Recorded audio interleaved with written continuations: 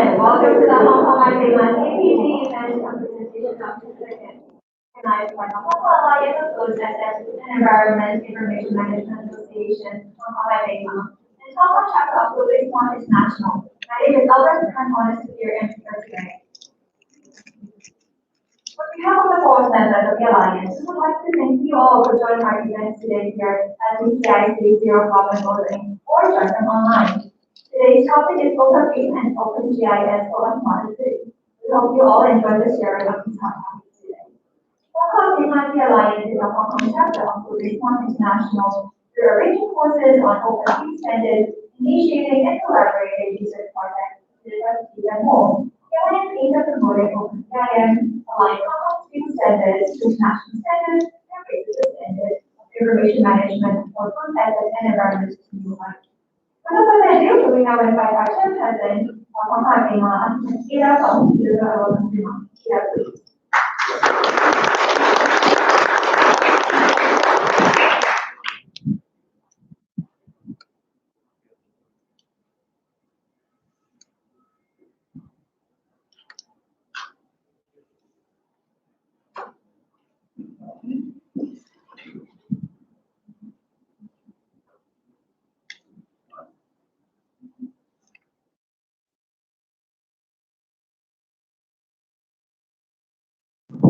Good afternoon.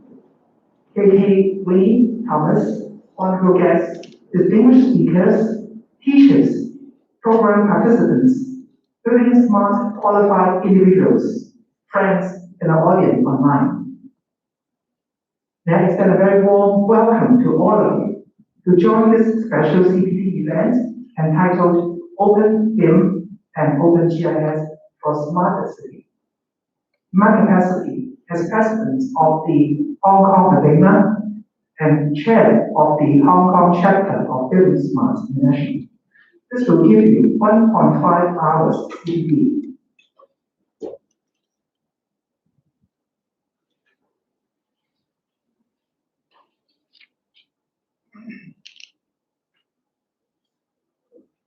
Before we start, let me give you some background about our organization and the story of OpenBIM in Hong Kong. The Alliance is in fact a byproduct of CIC's endeavors, where we were considering how to drive OpenBIM in the year 2018, and then align our work with the world leaders. We aim to encourage adoption of OpenBIM, and OpenBIM is the direction for BIM development, which is a specific universal approach to a collaborative design, realization, and operation of buildings based on open standards and workflows. These include building smart IFC and BCF formats for project coordination. You can find the latest logo and information about OpenBIM on Building Smart's website. OpenBIM facilitates interoperability to benefit projects and assets throughout the life cycle. And I wish to emphasize the last bullet point: sustainability is safeguarded by the long-term interoperable data standards. Indeed, open data are durable assets appropriate for long-term stewardship, which is important for making statutory submissions, like in many countries. In my capacity as chairperson of the Committee on BIM for the Industry Council, we started a dialogue with Building Smart International in October 2018 in Tokyo. And in fact, in quest for BIM and GIS integration or design and planning of public housing back in the year 2010, I was first introduced to the use of IFC by Jack Benjamin of Esri back in the year 2010. So he told me it will work, and then I come back to Hong Kong, ask my colleagues to do it through IFC with an R&D project, and then it worked. So we are one of the first, if not the first in the world, who have integrated BIM and GIS for the planning and design of public housing or any projects. But it was not until the year 2018 that I had the chance to meet the leaders of bSI in Tokyo. And then this gave me the impetus to drive OpenBIM in Hong Kong. I was very impressed by a speaker, the Netherlands, who said, we do not use the term OpenBIM in the Netherlands. Because from the very beginning, the BIM we learned is OpenBIM. So this is quite different from what we have in Hong Kong. So working with IFC is a very common practice in the Netherlands.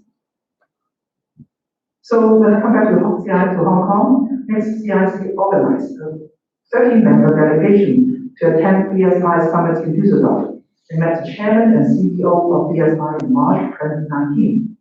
We were convinced that Hong Kong was mature enough to drive and use OpenBIM. So when we came back to Hong Kong, and we thought, well, we should go for it. But then we found that CIC as a statutory body cannot do so. So we got stuck. What do we do? Our second best option is to get the professional bodies to do it for us. So I get in touch with three professional bodies, Hong Kong GIS Association, Hong Kong IBIM, Hong Kong ICBIM. So a small delegation attended Very Smart Chapter Conference in Helsinki in June 2019 as we prepared to form an alliance and then apply to be the Hong Kong chapter of Very Smart. That was all where we have started. So the alliance is founded by three associations, namely HKGISA, HKICBIM, HKIBIM. The members are all specialists in the information management for the built asset and environment industries in Hong Kong. And our alliance was established in August 2019. The board of directors comprises 7 members, in combination from all the 3 founding members. Our missions cover 3 levels. At the industry level, we connect information management communities across the built asset and environment industries.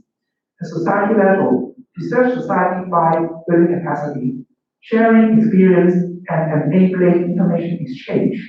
At the global level, we drive digital transformation in line with global development. And then we formed the alliance. So around 30 delegates from Hong Kong, including CIC, attended the National Summit in Beijing in October 2019. And we applied to Building Smart International to establish our Hong Kong chapter and got admitted. The announcement was made in Beijing in October 2019. So we have been admitted by Building Smart International as Hong Kong chapter. We are almost 2 years old by now. So we uphold the vision of Building Smart to enable full benefits from digital ways of working in the built asset industry. And we also uphold our vision of Hong Kong and China to foster societal collaboration for smarter information management across the built assets and information and environment. So you can find us on Building Smart website. And we are the authentic Building Smart Hong Kong. By the way, Building Smart is a registered trademark in Hong Kong. So there could be some fakes. Beware. And Building Smart is a range of activities and rules that align to various organizations making use of OpenBIM.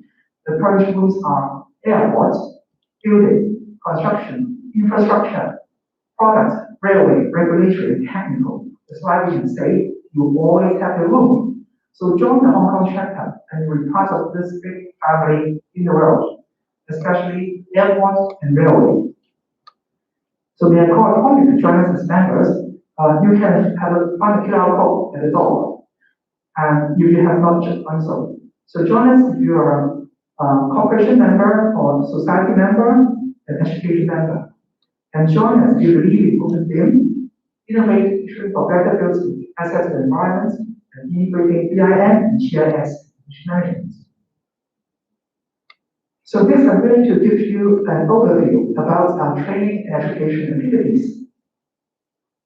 Our training activities cover virtual classroom, which is free of charge, and special training events in hybrid mode, also free of charge, like today's session. And then we have two schemes that we have to pay. First is the third one is the bSI Professional Certification Program. The fourth one is the BIM and GIS training program. Very organized for the Hong Kong IP's members. And let's start with our virtual classroom. We have been running these virtual classes since April 2020, driven by COVID. So season 1's classes features from BIM to OpenBIM, season 2's from BIM and GIS integration, season 3 digital construction, the BIM, GIS, IoT for smart city development. Season 4 is empower OpenBIM knowledge transfer and various OpenBIM development trends. And we are now in season 5 with a batch of classes featuring the way forward OpenBIM referrals. So you can stay tuned and for our upcoming invitation flyers. We run these classes on Wednesday evenings, twice a month. So technically another subject, the special events, training event. In July, we have had our first ever physical training event in hybrid mode, inviting various CDE vendors to showcase their solutions. Here's the link and QR code to access the recorded videos. And we were honored to have Mr. Andrew Lai, Director of Lands, giving us a keynote address on what's next for mapping, and Engineer Francis Leung, our Vice President, then did a report on the review of CDE system based on the returns provided by CDE developers and agents, followed by presentations of developers and panel discussion. So next, take a look at the global benchmark for OpenBIM training. So doing SMART stands for quality assurance and standardization and digitization of the business asset industry, and that's why this is the global benchmark for OpenBIM training in the world. On development, we have this two levels of BIM program, the foundation level and the practitioner level, according to the Bloom's taxonomy. So the foundation level is a knowledge-based training. And we have launched the foundation program this year. So this is another important milestone in the history of OpenBIM in Hong Kong. I would like to recap the key content for training. First, there are 5 learning outcomes. First, what is BIM? Second, benefits of OpenBIM. Third, BIM processes, which ISO 9650. And fourth is OpenBIM standards. And the fifth is processes with an organization. And the program consists of 2 parts. First is the training, which could be classroom or web-based training. And the exam is a multiple choice questions, 25 questions in 30 minutes. Upon passing the exam, you will gain your lifelong and globally recognized certification. And the name will be shown on the British Smart's website in the Hong Kong chapter. The full training course covers 2 parts to be offered by a registered training provider, BIM Score Limited, namely OpenBIM and BIM training program, part 1 and part 2. Both courses are already pre-approved by CIC under the CITF list. So if you can qualify for that, you can also use this for the subsidy. Furthermore, we offer 10% discount for all our corporation members, for a maximum of 10 candidates per corporation member per year. So you may ask, why should I learn OpenBIM? Or when should I start learning OpenBIM? So take a look at this technical circular issued by the Government Bureau. Paragraph 24 clearly states that OpenBIM strategy should be adopted as far as practical. So slowly and gradually, OpenBIM is coming to town. So we have already got a list of 49 qualified individuals as of now. The names shown in British Smart's presentation webpage under the Hong Kong chapter. And I'm glad to learn that Lands Department has also got 20 colleagues enrolled for this course. So it's really the time to know, to learn, and to use OpenBIM. And for those who are not qualified, don't wait. Don't be afraid, act now. Enhance your knowledge of OpenBIM and get your lifelong and globally recognized qualification. So you can find information to enroll or to ask for some information.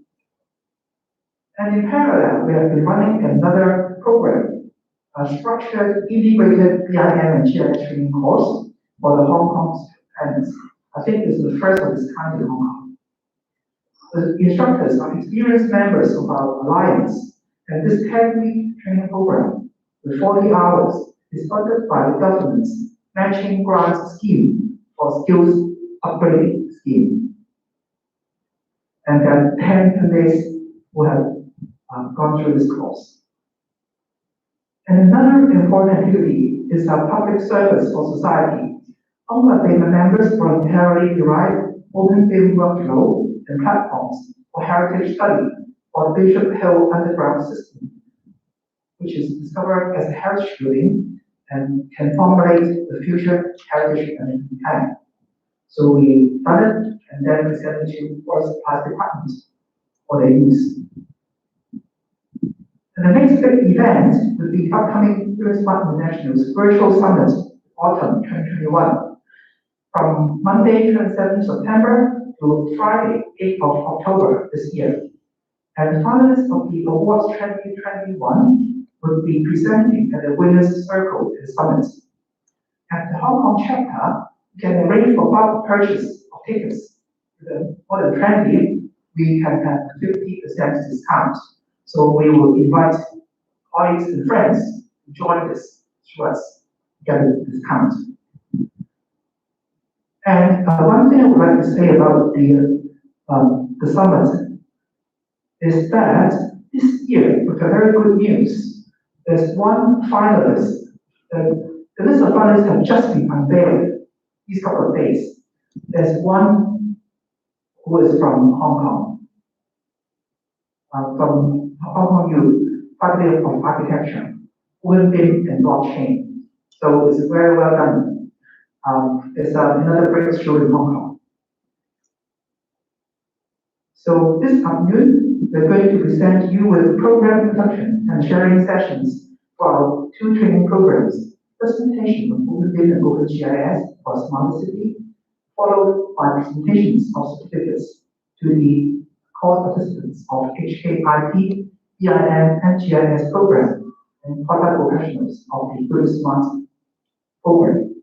So we hope you'll enjoy the program. And for those who have not joined as members, please do so. For those who have not joined this training program, please also do so. Thank you.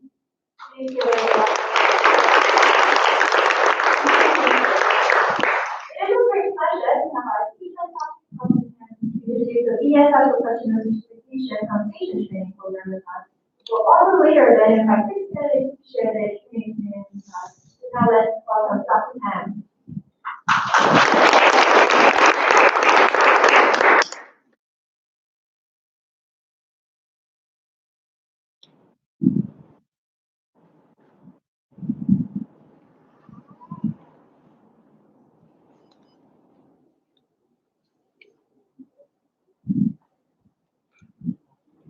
Thank you. First of all, a congratulations to Hong Kong.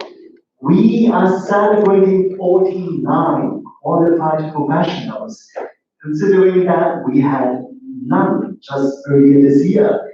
And by September timeframe, we had 49. And we heard from Ada, we heard from the Lands Department that we probably have a lot more coming from different diverse sectors of Hong Kong. Let's give one another a round of applause. And indeed, today, in spite of wearing masks and still keeping some form of social distance, we can celebrate this not only with our attendees online, many of you are watching YouTube, hello to our YouTube friends, but also many of you being in person. And in particular, many of you, such as Ms. Architect Ada Fong yourself, are leading by example. Not only, yes, she did ask many of us to take the exam, but she was among the first one to take the exam and pass the exam. So I think many of you in this room, we know you are BIM experts, you are GIS experts, you are professor, you are professional, you are busy, you have a lot going on, but many of you are also going through this. So So we are very, very happy to see that.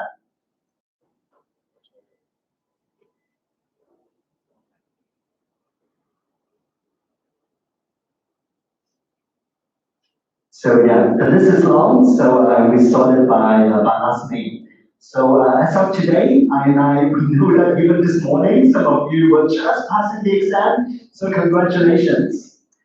And indeed, for the following part, for the following 30 minutes or 35 minutes, we would like to have a sharing session with some of you on the stage and many of you off the stage. So I would like to see if we can maybe set up the chairs and invite architects either phone or once the chairs are ready, who is, as we heard, the president of OpenBIM, Mr. Ben Koo, in alphabetical order, who's one of our young generation, one of our young constructor from UK.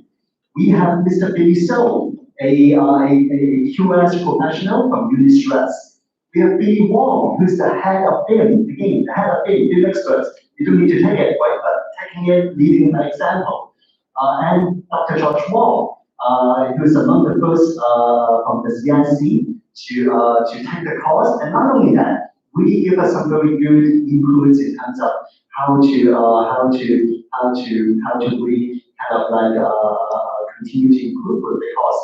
And Professor Paulina Wong from Lingnan University, GIS expert and adapting into BIM, OpenBIM, and again leading by example.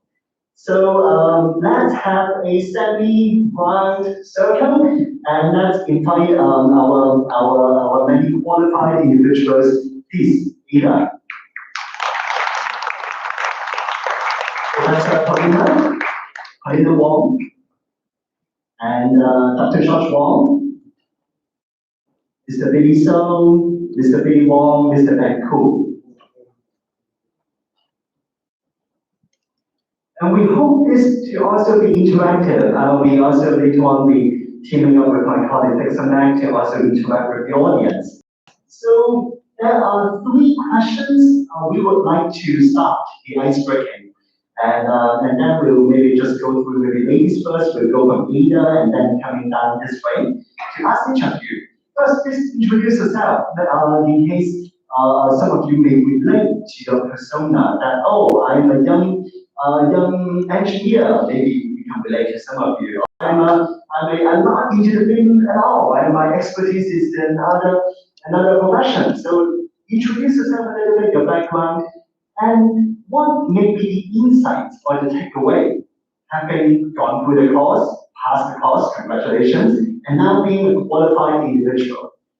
So, you can ask the question, we have seen IFC. IFC is standing strong, standing tall in Hong Kong every day. Now, how do we make also the industry foundation classes, the digital version of IFC of OpenBIM?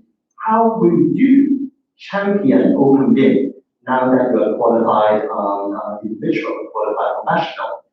And third, for many of our audience off the stage or audience from our video, what may be your advice or tips in terms of preparing for the exam?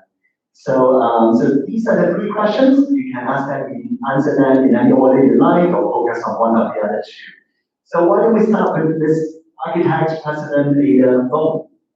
Thanks, Calvin. In fact, as I already mentioned, I've been the driver of this program as well. I remember last year, beating my teams very hard to get the program online and live and get approval from various nationals, as well as getting the course provider approved as well. So all these take time. So I'm very glad, of course, to see it coming to fruition. And of course, I'm the first one to enjoy this program. That's why I joined this program, to participate in the foundation level. And then, of course, I think the program itself is the thing that we would like to take away. It's a very well-structured course for OpenBIM and for BIM. And we can learn at our own pace, because it's online. Take the quizzes, like play games, and then go through it, and then get to the colloquium. The colloquium, the face-to-face part, I like it very much. it's real fun. Because apart from getting to know what's going to be given under the course, the different learning outcomes, that includes the ECF, IDM, so and so forth, we can ask questions. And we can ask some questions, really, really nasty ones. That I see this doesn't work, how do we make it work, that kind of little things. And of course, Kevin's team can help us to answer and address these questions. So I like it very much. And for some of the tougher ones, like when we asked, for IBM, you mentioned ISO 290 for one, so how can you give us more information? And then Kevin said, that you have to wait for your practitioner level. So there's something to look forward to after getting the foundation level. So takeaways, there's a lot to wait. And I think it will be beneficial for Hong Kong to get the population in the industry to be BIM literate as far as practical. My dream is to my guiding. And when can we achieve that? So everyone will be a BIMer at different levels, of course. So this is my dream. And then to lead by example, I think it's important. So I will encourage the leaders and the boards of companies to join this program and set a good example. And I think it'll be useful. People are talking about, can we use BIM for submission to ED? And I think to make it work, we do need OpenBIM for sustainability. So these are some of the reflections that I have. Thank you. Let's give a round of applause. Thank you. Thank you. Hello, Professor Paulina Wong.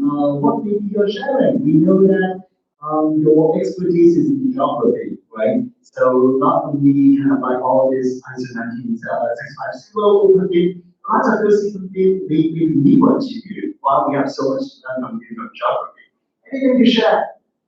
Thank you, Kevin. Thank you. So, yeah, I think most of you that know me, you will be surprised why I am in the BIM actually, because I have been working GIS for about like 10 or so for years.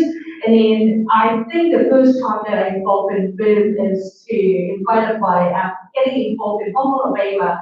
And that's the first time I was quite embarrassed. I actually go Google about like what is BIM, like what is all the EC industry. So I am totally none about BIM or OpenBIM at all. But so I think this course is a great course, particularly for this course is a foundational course. It's well designed, and then it's very good for layman or outsider like me to actually take my first step, get into knowing what is BIM, what is OpenBIM. So to me, I think this is definitely different from, I know a lot of you said, well, why not just learn it from the internet? There's like plenty of sources. But I think in this course, it is actually step by step, 101, 102, like different chapters that actually walk you through knowing what are the basics, knowing what are the jargons in the BIM industry and so forth. So yeah, and actually I am working in GIS, and now, as Tina mentioned, as like we foster about OpenBIM and integration with GIS. So is at the right time that I took the PCert before I start doing my teaching. So that helps me with a bit of more information about like how BIM and GIS should actually go, particularly in the operation level and user level. So I think a bit of advice to the taking the exams, or I personally, I think I did this sharing before, as I always encourage all of us to do like in a group rather than on your alone, because I think learning from the peers, like sharing advices, getting thoughtful questions, and get yourself prepared for the study before we go to the colloquium with plenty of questions from Calvin, and he's so patient giving us all, particularly to me, giving me with all the answers. We message him like at midnight. So yeah, but I personally think the exam questions is more easier than ever. So I think well, there's no magic at all, but study but I think that questions is kind of better. So I'm glad I passed these. Thank you. Thank you. And then I also want to recognize that among the 49 qualified individuals, we have professors from Hong Kong UST, like Professor Jack Chang. We have professors from Hong Kong U, Professor Wilson, and Professor Frank, among others. So indeed, we kudos to many of our leading experts, professors, who are teaching this already, but still going through this leading by example. And the other reminder is that the examination is also upgrading all the time. So the recently Building Smart International actually updated the examination set. Some may actually see that it's even becoming maybe a different kind of challenge or easy, depending on how ready we are. So good. And then let's continue. We then have Dr. Engineer George Wong, also with the Construction Industry Council. Please, Dr. Wong. First of all, I think I have to say I was very lucky that I took the exam first, and now I think the question is a little bit more difficult. So congratulations to all of the recent graduates and who passed the exam. My name is George Wong. I'm a structural engineer by practice, and I started in touch with BIM related application of software back in 2006. And it's actually structural engineering actually is quite related to BIM. We have all the information in the spatial environment, and we use the information to do the structural analysis, we do the drafting, we do the documentations, all in one information source. So that is then I started to commit myself to the BIM career in 2018, where luckily my good boss Alex who recruited me, and I started to work for the CIC. And then for the course, I think the most important takeaways is that learning is really a lifelong journey. And then I found that the OpenBIM, we talk about OpenBIM. OpenBIM, the two words we all know is open and BIM. Open standard that everybody can use different language, different software and same language to talk to each other. But what are those tools or standards or schema, so to speak? And then we have to learn a lot. And then I was amazed that the Building Smart International actually done a lot of work. In terms of technical aspect, it is very difficult. It is not as easy as we could perceive. So we have to learn a lot, and this is the most important takeaway, is that the Building Smart community has done a lot to open this open format for us to talk to each other with the software that you like to use in different formats. So kudos to Building Smart International, and thank you Ada for bringing this to Hong Kong. And what else? What else do you ask? What will you do to champion OpenBIM? Okay, any advice or tips for other potential individuals?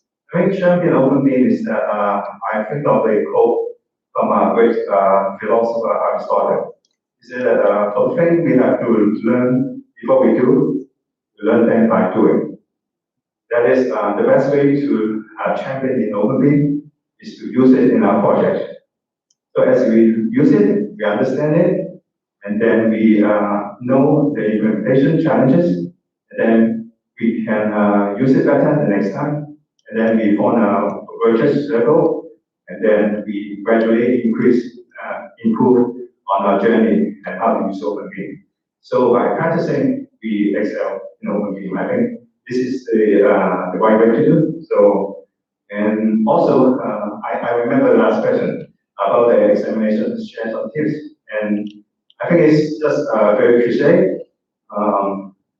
Sleep well before the exam, right? And then allocate, I think an hour is enough. Maybe 2 or 3 hours before the exam, you will allocate an hour to have your revision, because our memory, or maybe you guys are okay, my memory is short, so I will allocate an hour to revise the content, and then read the questions carefully, read the answers carefully. And the last one is that I don't know any of you play tennis. In tennis, we have something like we are receiver, and then the ball, whether in or out, the receiver will call, and this is the rule when there is no umpire. So we have a saying that when in doubt, call it out. So whenever in doubt, call the ball out. So it's in our advantage. So what is it? What is it? Now it is your treasure. Whether it's your notebook, or whether it is your journal, whether it is your notes taken from the colloquium from Dr. Kim, or whether it is Google Sun, right? So you get ready, when in doubt, call it out. So these are my share. Thank you. Thank you so much, Dr. Wong. Thank you so much. What I enjoy from George is also that he passed the exam with a good score, yet the learning journey continues. He would still post in our study group, right? Oh, I found this video, I found what we learned from Australia, and this is how they explain this, and continue to share, continue to dissect. And just like Ada mentioned, even though the course is passed, many of us would still be bringing up good technical questions, right? If we move it all from here to there, we will avoid follow. And then we then can work with our team to say that, yes, it can work if we do certain setting, right? Or we also got a question from the past individuals. They could have done nothing, but they still bring technical good questions to us. It's lifelong journey, right? Oh, we worry that can IFC handle curve, right? Indeed, IFC can handle curve. Whether you work with any one of the software, if you use a native and bringing that back, it can have to run trip. It's just a couple steps that we need to follow. It's just a couple export function. Because don't treat IFC to be that intelligent. We still need to say that, okay, we need to use certain export, is still a user, still need to choose proper mechanism, just like good BIM, right? So indeed, I think I really enjoyed some of those lifelong journey with Dr. Wong and the broader team. So we've heard from architects, we've heard from geography experts, we've heard from structural engineer. Now let's move on to QS professional, Billy. Please introduce yourself and share with us any insights and all other sharings. Hi everyone, I'm Billy from Religious Building Construction Limited. I'm a senior contract manager handling all the QS matters and contractual issues. Actually, when I joined this course for BIM, I'm very nervous and very about no time to take the course because I'm very busy and I'm OT to the works. And but finally, I decided to join because of the college. And when I finished studying, I know more about OpenBIM. Actually, I go through two times to do the 5 modules. This is online study by yourself. I go through twice. That means I spend whole day to study those because I know much about OpenBIM. After finishing it, I know more about it because it increased my mind, it increased my insight. What OpenBIM is exchange of information to have a better communication with the team, and even those disciplines from different countries, different people. I think it's a good format, a good platform for us to communicate. And the other question is about the champion.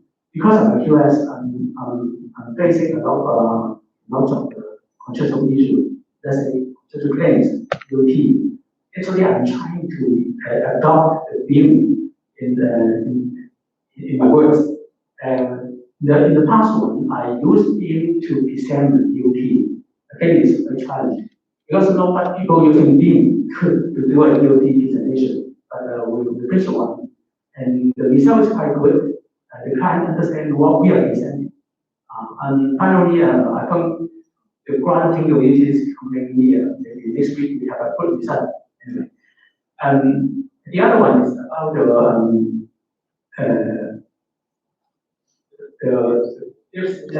advice for other professionals taking the exam. Actually, and what I said, I'm really busy. I try to take out as much as I can to study. I take out about 8 hours in the morning and until the exam time. Only this period I can study the notes. And then, as for Josh, have a good sleep, and but I can't, but I still need a good sense to answer the question. I think that the question is, yes, 25 questions, 30 minutes. Actually, not much time for you to do your research. So we read the question, you have to answer question one by one, and then no more time to do that. We listen again. You have to have a clear mind, and then some questions have similar answer. And then the question, a lot of questions is quite common sense.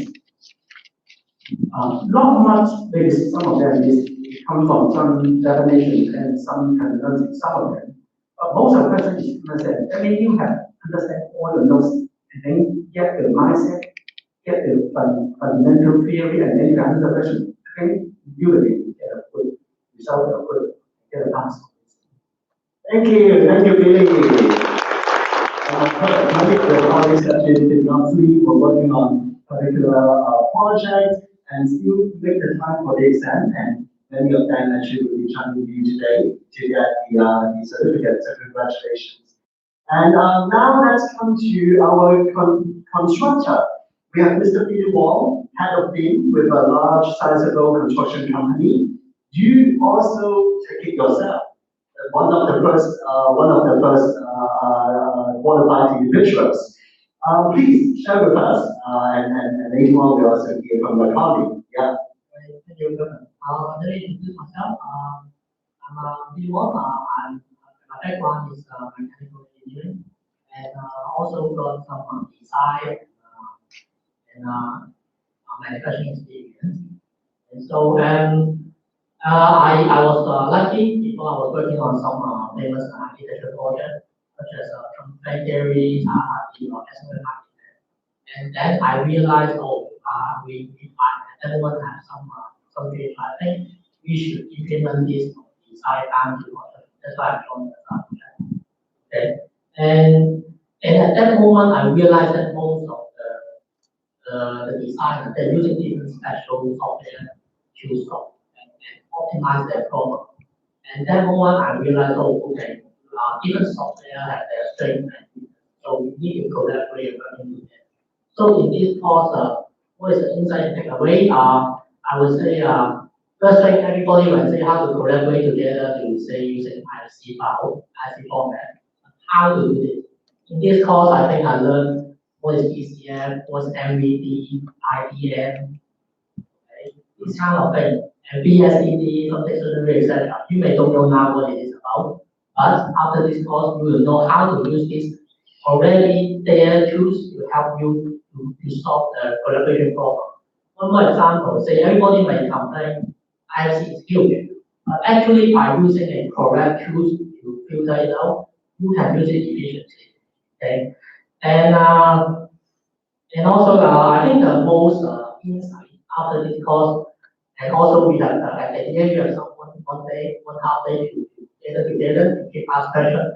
We realize one thing is I think OpenBIM data structure is the most important to do the collaboration. And the government already write down in the circular saying that as practical as possible. I think that's the most important way that the government and all the industry should move forward. And second question, how to champion this? Actually, we are learning by doing. We are implementing this OpenBIM idea in a text forecast project. Okay, it's a 30 billion project in Hong Kong, the biggest company in Hong Kong. So we this project from design phase, we are combining different software such as Rhino, Rapid, and also down to manufacturing such as Tekla, Atia, etc. And also we connect this information after the collaboration, connect it to the manufacturing system, CNC machine. And I think our key objective to champion this is using the OpenBIM approach to unlock and use the right tools for the right task to unlock the process using OpenBIM to connect all the people to work together. Yeah. and using OpenBIM, I would say use OpenBIM to unlock and open the resources. Because in Hong Kong, we are limited resources to post-production. And for the tips, for the exam tips, as previous already mentioned, 25 questions for 30 minutes. I would say, actually, I disagree. So actually, quite enough time. The trick is, I'm the PCert administrator, so I will give you some tips. Actually, each page they have 5 questions.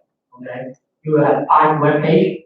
Don't worry, when you answer the first one with topic question, when you see the next page, keep trying to use your after study to the sense to answer all of them. And then you can always go back and forward across these 5 pages. Okay? And you should got enough time to finish your research. And the other way and is trying to better. 19 overall, you need to 19, okay. to get 19 correct or 75%. I think just make sure you go to all the doors and click all the button by yourself, and you should be able to get up. Thank you, Billy. Good one. And next we have another colleague of Billy, who's Andrew. Andrew, was it a pleasure to take it with all these BIM experts together, and how is it like? Yeah, for you. Actually, I am a bit nervous because compared to other professionals, I am so green in this industry. Although I have worked for bIM for 6 years, but mainly my job is development of some automation tools and workflow for the whole project. Because doing BIM is not only using a single software or bIM like Rapid Tabular or just model the BIM models and finish.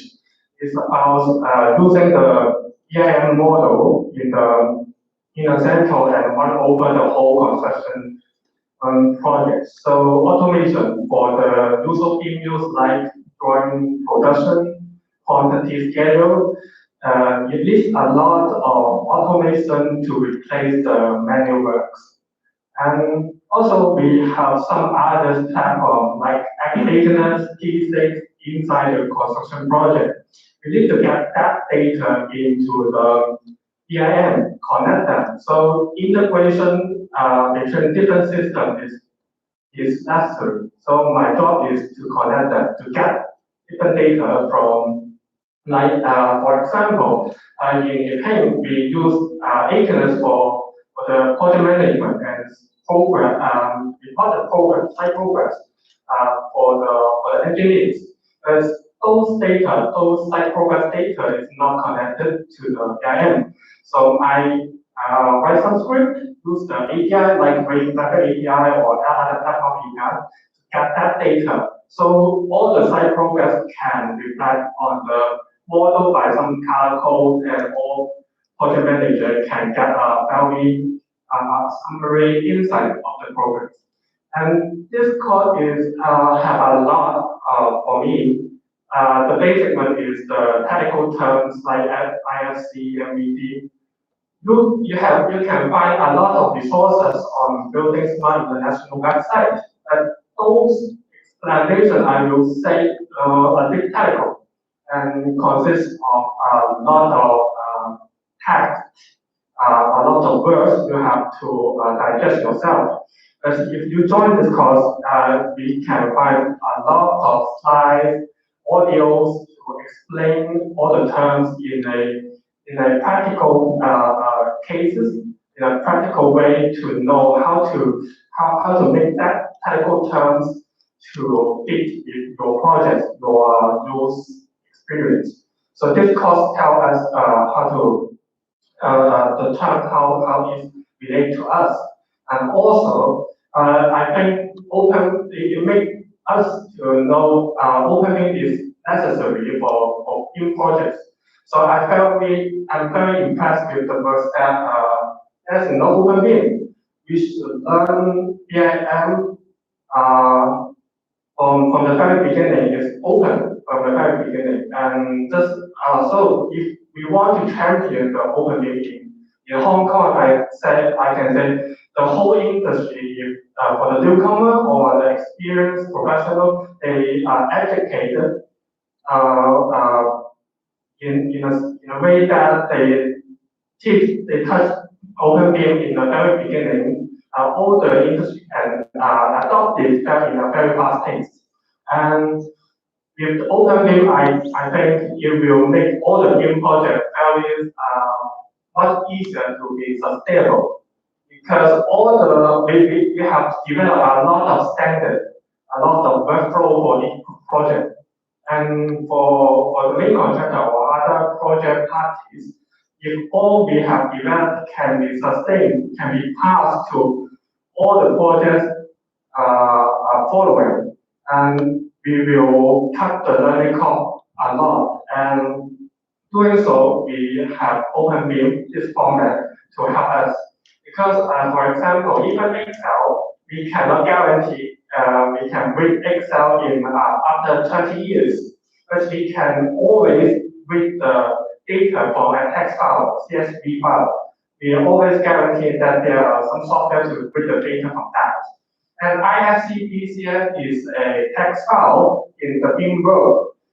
Building Smart is guaranteed we can read those data after 10 years, 30 years, because it is vendor neutral, is maintained by Building Smart. So if we construct the workflow document based on this IFC, this long lifetime format, all what we have done can pass to next project and next 20 projects, etc. So OpenBIM, I hope it can be achieved in the BIM industry. And last for the examination, I guess some question is very tricky. So you need to look for the questions. Like there is some double negative questions. You are not finding some correct options. You have to find some incorrect options. Or sometimes there are some options like all of above is correct or none of them is correct. So this kind of question you need to look into it and make sure your concept is clear. And you can rely on some class works practice after each chapter, because it's very good for the provider. They design all the class works after each chapter. And those questions and answers are very related to the examination. Once you get your revision very clear about the concepts in the classwork, I guess you can 90% or 100% you can pass the exam. That's my. Thank you. Let's give back a round of applause. Before we end this session, I want to highlight that these 6 are amazing individuals leading by example. But many of you watching online, or many of you sitting here, are what we call also. Because even on this list, on this partial list, some of you are really busy, have a lot going on, actually also got a full mark from the exam. So my colleague, our fellow teacher, Dixon, why don't we chat with some of our qualified individuals in the audience? Absolutely. So I think that last sharing was, you feel the passion, feel the sharing. So I think that's the whole point about sharing. And maybe first among the people on the list, if I may invite actually Dr. Jack Chen, maybe from you, actually, because coming from a young generation, coming from with the 3 questions, anything you want to share with us, one of them is fine. For example, insight, or how would you champion OpenBIM, or maybe some tips.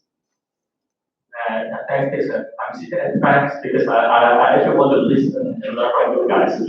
So actually, I think it's a very good experience, and some people think that it is. I think some people think that it will be too difficult, and then will it be only for experienced people. But for some experienced people, they think that will they learn something. So I've been using B for some time already, and I think that it is actually no matter if you're beginner or the experienced being expert, and I think you still will learn something. So some technique, I think all 6 experts sitting on stage already have shared many things. I just would like to share one thing as advice is that make sure that you really look at questions carefully. Because some questions, some of dimension is kind of tricky. I think the answers looks very similar. So when you pick the answer, then try to be careful. And also try to take the opportunity of the colloquium because there's a good opportunity to ask questions and then try to learn more about the OpenBIM, etc. And also all other fields are also very helpful. So I hope that. Thank you, Professor Jack Chang from Hong Kong University of UST. Thank you. So maybe the next one, I think one maybe on the academia side and come to the software vendor side. Because our software vendor neutral, right? So one of the name on the screen here is Wendy Lee. Miss Wendy Lee. So Dr. Wendy Lee, sorry, pardon me. So anything to share with us regarding one of the 3 questions? I think my sharing is taking the examination is just one milestone. And I expect that I need to learn every day and to improve my knowledge. Because working in this field, we need to improve our knowledge for lifelong. So, and I really treasure the time to spend on studying the materials and also to think about whether I really understand the question. So I think I agree with Jack that when you take the exam, make sure you read the question carefully before you select the answer. Then I think you will get 2 marks. Thank you, Dr. Wendy Lee. Last one, maybe coming back to actually CIC. We are within the estate of the CIC. I guess with the CIC folks whoever passed the mic to. Well, the first one, alphabetical order, right, Alex? So can you share a little bit with us on one of the 3 questions? I think when I attend again this month, I think it's very good that it gave us a really starting point on OpenBIM. When I start to look at the OpenBIM, the Building Smart website before this course, it's really a lot of technical things, and I cannot find a starting point looking at the website. But this course provides us a good starting point, and when I say look at the BSED, what is it? Apart from understanding the definition of it, I think it is a good recommendation that people really go to the website and really understand what is BSED and what it gives us. So I think it's just a starting point, as many of the speakers just said about. There's a lot behind the OpenBIM, and I see that there's a lot of experts behind that contribute to this development. And there's a long way to go, and I think this is the direction that we should pursue. Thank you. Thank you everyone for sharing. We do not have the time to go through all. I'm sure if we go through all, probably a lot of people have passed the exam already because a lot of people have been shared. So I'll pass the time back to Dr. Calvin. Thank you. In closing, we also received some good feedback from the participants.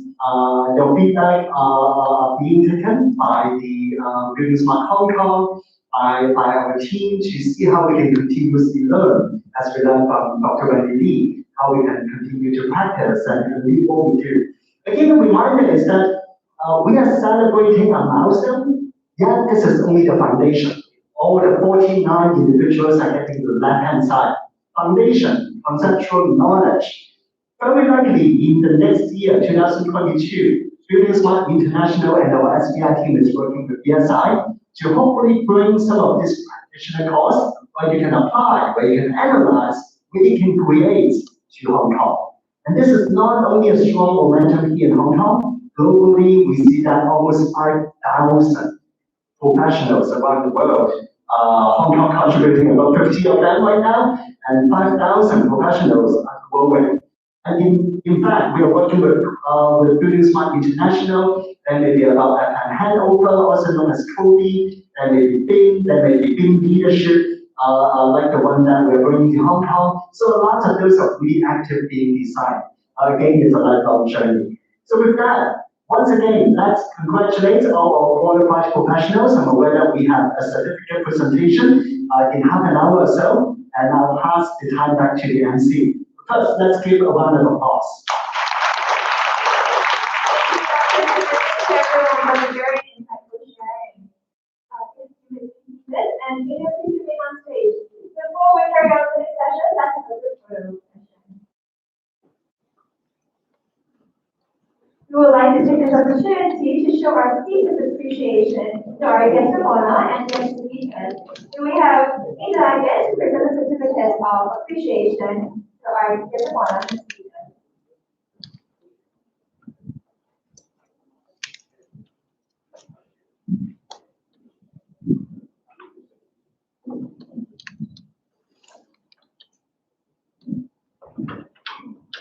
Thank you, helpers. First, we will have Mr. K.K. Chen. Please.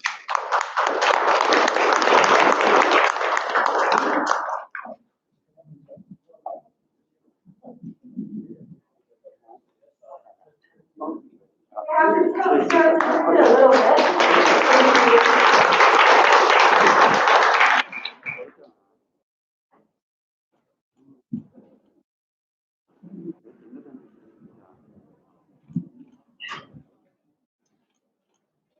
Thank you. Please remain on stage.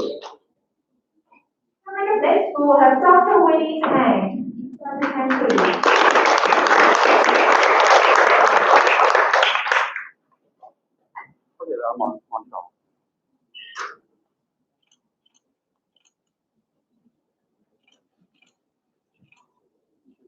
Thank you, Dr. Tang. Please remain on stage.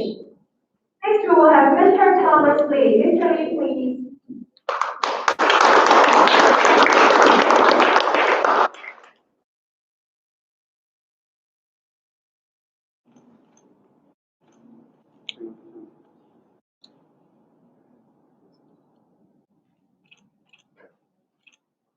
Thank you, Mr. Lee. Next, we have Mr. Ben Chen.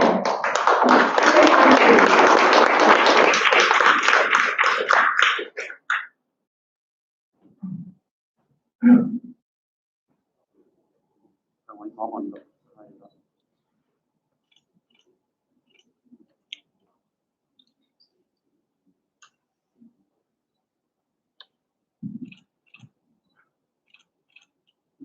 Thank you, Mr. Chen. Coming up next, we will have Mr. Nelson Yang. Mr. Yang, please.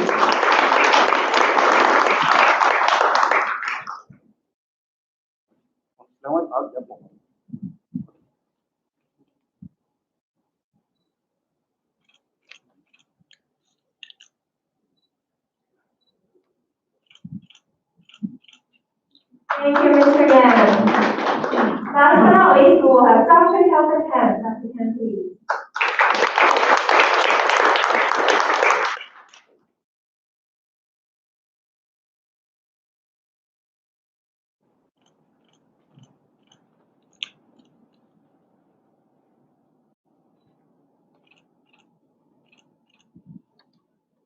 Thank you, everyone. Please remain on stage, and now may I invite Hongkong Agreement board members and also teachers to come onto the stage for a group photo, please.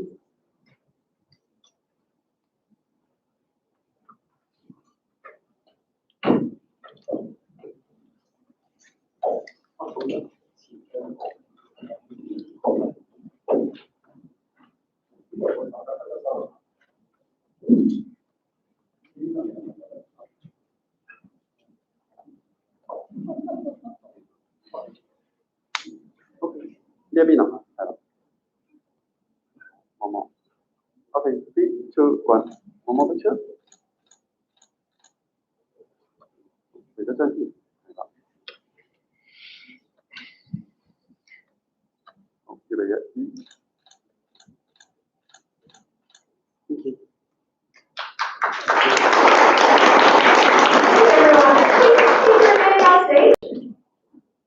Yes, and then we will now have all the awardees who just got the PCert and HKIC team plus just certificates to come to the stage for a group photo. All the awardees are presented today.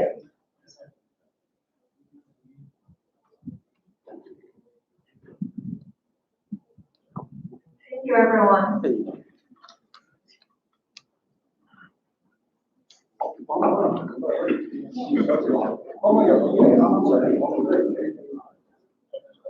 understand. Let's take a look.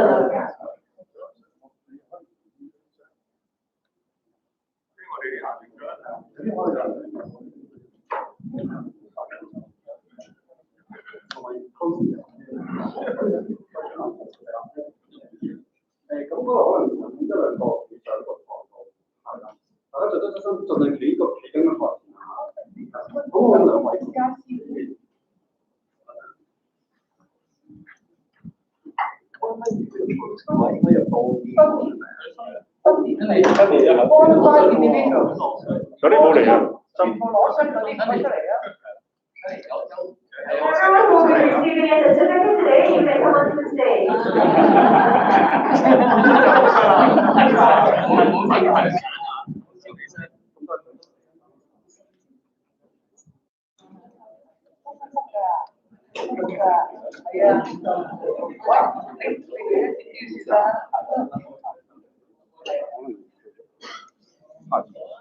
好，如果後面嗰啲咧，其實可以行近中間嗰個位置都得㗎，係啦，嗰個位置。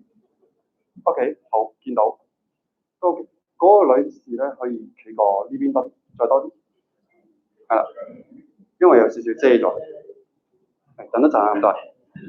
好，可以。OK， 校長可能要企入啲啦，係咪？係 OK， 可以，呢個附近都得。係啊。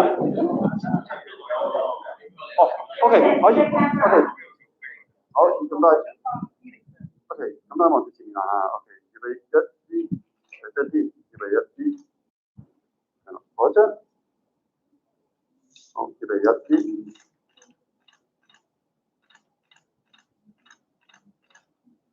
Take care, everyone. Please be seated.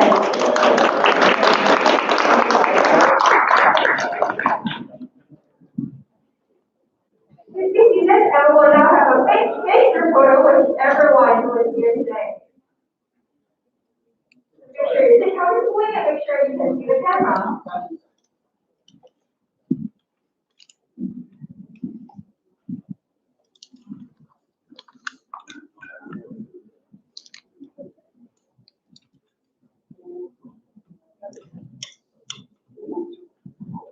One photo with everyone, please. You're going to adjust on seat. 3, 2, 1. So we all get a thumbs up? Cheese, close your eyes. Perfect, thank you everyone.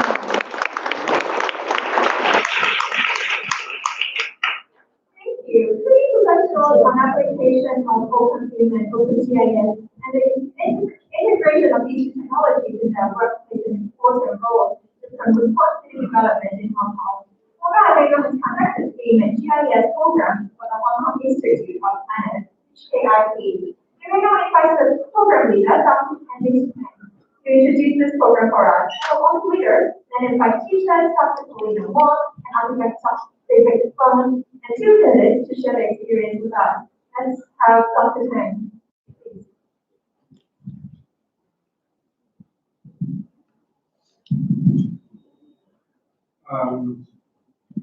Although the center is out of stage, We will all get to the stage together. yeah. So we now have Dr. Wong, Michelle Yu, Stanley Ng, and David Fung.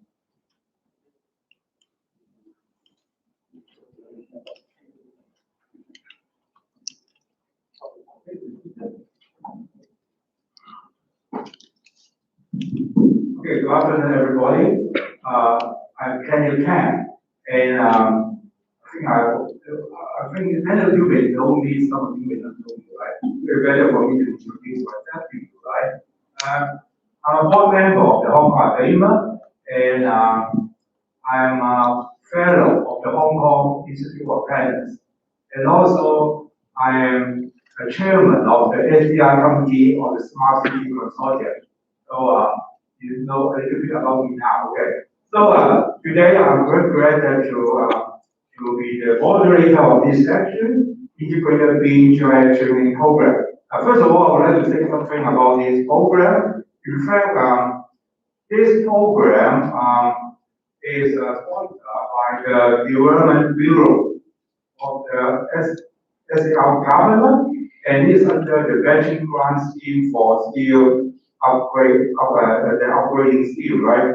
And because due to the importance of these two technologies, BIM and GIS, so Hong Kong IP applied for funding to organize this program. And finally, we got the funding, and this program was launched from June this year, early June to early August. It lasts for 10 consecutive Saturdays. And so I think I'm glad we have this program, this program organized, because the reason is very simple, right?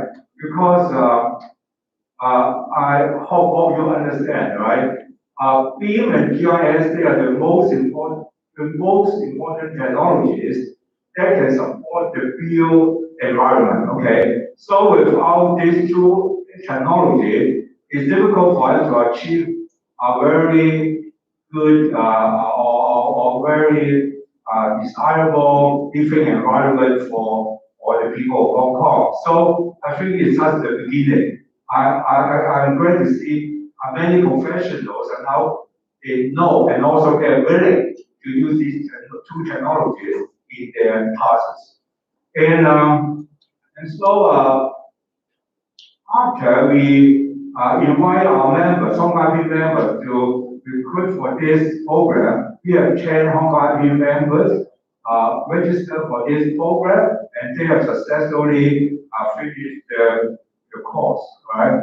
And names of the 10 participants are shown on the right-hand side of this slide. I don't need to read out all the names, okay? And for some of them, because of various reasons, right, they are unable to attend this certificate presentation ceremony, but I believe many of them are watching online, okay?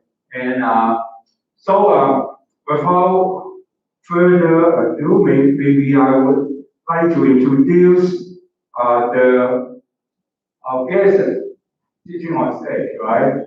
On my right-hand side, I have Paulina Wong, Dr. Paulina Wong. Dr. Paulina Wong is a GIS instructor of this course, and she is an assistant professor at Nanyang University, and she is the vice chairman of the SDI Committee of Smart City Consortium. She is a GIS specialist, actively involved in teaching GIS for the Geospatial Lab. So, Paulina contributed a lot, right, to GIS teaching in Hong Kong. And in fact, Paulina is my good partner, right, in many occasions, right? And sitting next to Dr. Wong, we have Mr. Stanley Ng. Mr. Stanley Ng is a participant of the course, of the program. He is a very experienced planner. In fact, he is my classmate. He was my classmate. When I studied my Master of Urban Planning degree in Hong Kong U, together with him many years ago. I think I better not to mention which year, right? Otherwise, we can guess our age, okay? And Stanley is the CEO of MapK, and he's also the chairperson of the Asia Pacific Connected Vehicle Industry Association. And then sitting next to Stanley is a beautiful lady there, Ms. Michelle Yu. Michelle is the participant of this course program. She is a town planner by profession, and she has served in both the public and the private sector. And she is now running her own business. Wow, it's so amazing. So young and she can run her own business, right? And her firm is called My Planning Limited. Please drop it down, okay? My Planning, easy to memorize, right? And Michelle is also a registered professional town planner and member of the Hong Kong Institute of Planners and Royal Town Planning Okay. And one thing more, I have some relationship with Michelle, right? So you know how young Michelle is. She was my student many years ago when I taught in Hong Kong urban planning course, right? So you can imagine how young she is, okay? And then sitting next to Michelle, last but not the least, we have Mr. David Fong, and David is a lead instructor of this course. He is the managing director and BIM specialist of the Advanced Construction Information Development Limited. He is a very popular and experienced BIM instructor in the ACE sector. I can say many people in Hong Kong are his students. We can do a survey, okay? Am I right, David? Yes, it must be the case, right? And David is also the chairman of the bSI committee of Hong Kong BIM. Okay, without further ado, maybe now I would like to invite Paulina to share with us, right, about something she would like to say. But one thing very important, right? Please keep your presentation precise and concise, okay, in the interest of time. But unlike Dr. Cam, I haven't presented any questions for them, okay? They are free to say anything they think appropriate and relevant to this student course. Okay, Marina, the time is yours. All right, thank you, Kenneth. So I better time myself. All right, so everyone already knows about me. I am actually working in GIS, so I'm very honored this time to be invited to do this course in here as a teacher. But I think I won't say I'm actually a teacher in here. I think I'm more like sharing my personal interests. I'm actually a big fan of GIS. I would have some time I can share like how I actually engage in GIS. But it is a very good opportunities that I can actually share in this course, learning from David, because as I've said just now, like 10 minutes ago, I actually know nothing about BIM. So when I was first involved in this course, I was like, what? Even though I am only here to introduce GIS, but still this is the integration. I still have some point I need to get the BIM model work in the GIS and then also. So yeah, that's the great time that I had start my PCert foundation course, something to actually a foundation for myself, to prepare myself, and then also to do the teaching. But I think a bit of sharing in here for this time and my teaching, well, not my teaching, as a sharing to the students and also to everyone in here is, I think now our style of teaching to GIS is a little different because thank you to like CSDI, thank you to all the open data. Previously, in the old time when we were actually teaching GIS, we always need to create dummy data. We always need to use like also data from somewhere else. So that would be a trouble if the course were actually launched like 1 year ago. We're still struggling with like, okay, how can I prepare the data set and share it out to someone else, in a video course or something. So now with this year, the courses, we can actually download the, for example, like a B1000 data set from Lens department, and we can demonstrate using the real data. So that's the project or whatever that they can use later on. So that's the first exciting news so I would like to share on my own behalf.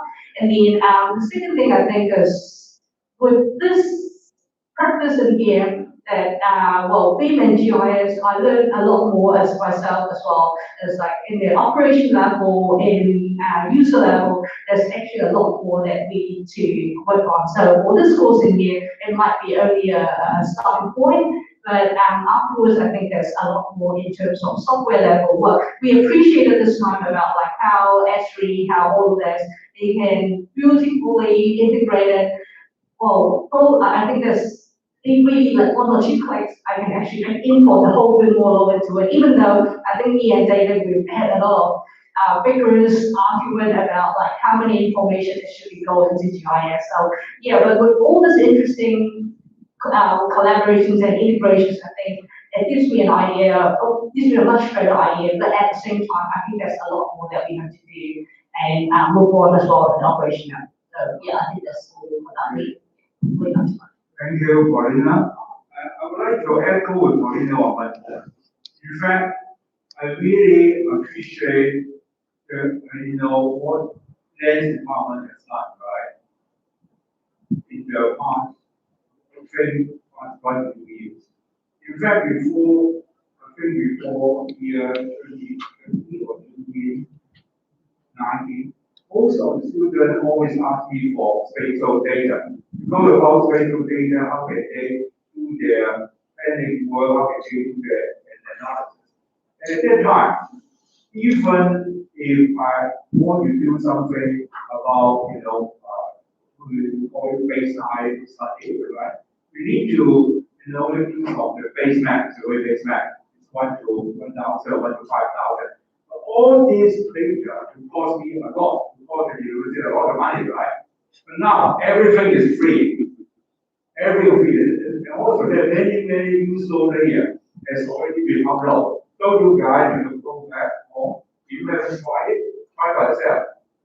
I really appreciate what the defense department has done. Okay, thank you. Thank you very much. Thank you very much. Sandy, your turn. Thanks. Besides, I would like to say thanks to 3 groups of people, and I want to bring up 3 points. The first group I would like to thank is Asia and the Association, Hong Kong IP, of course, the Bureau sponsor the training camps.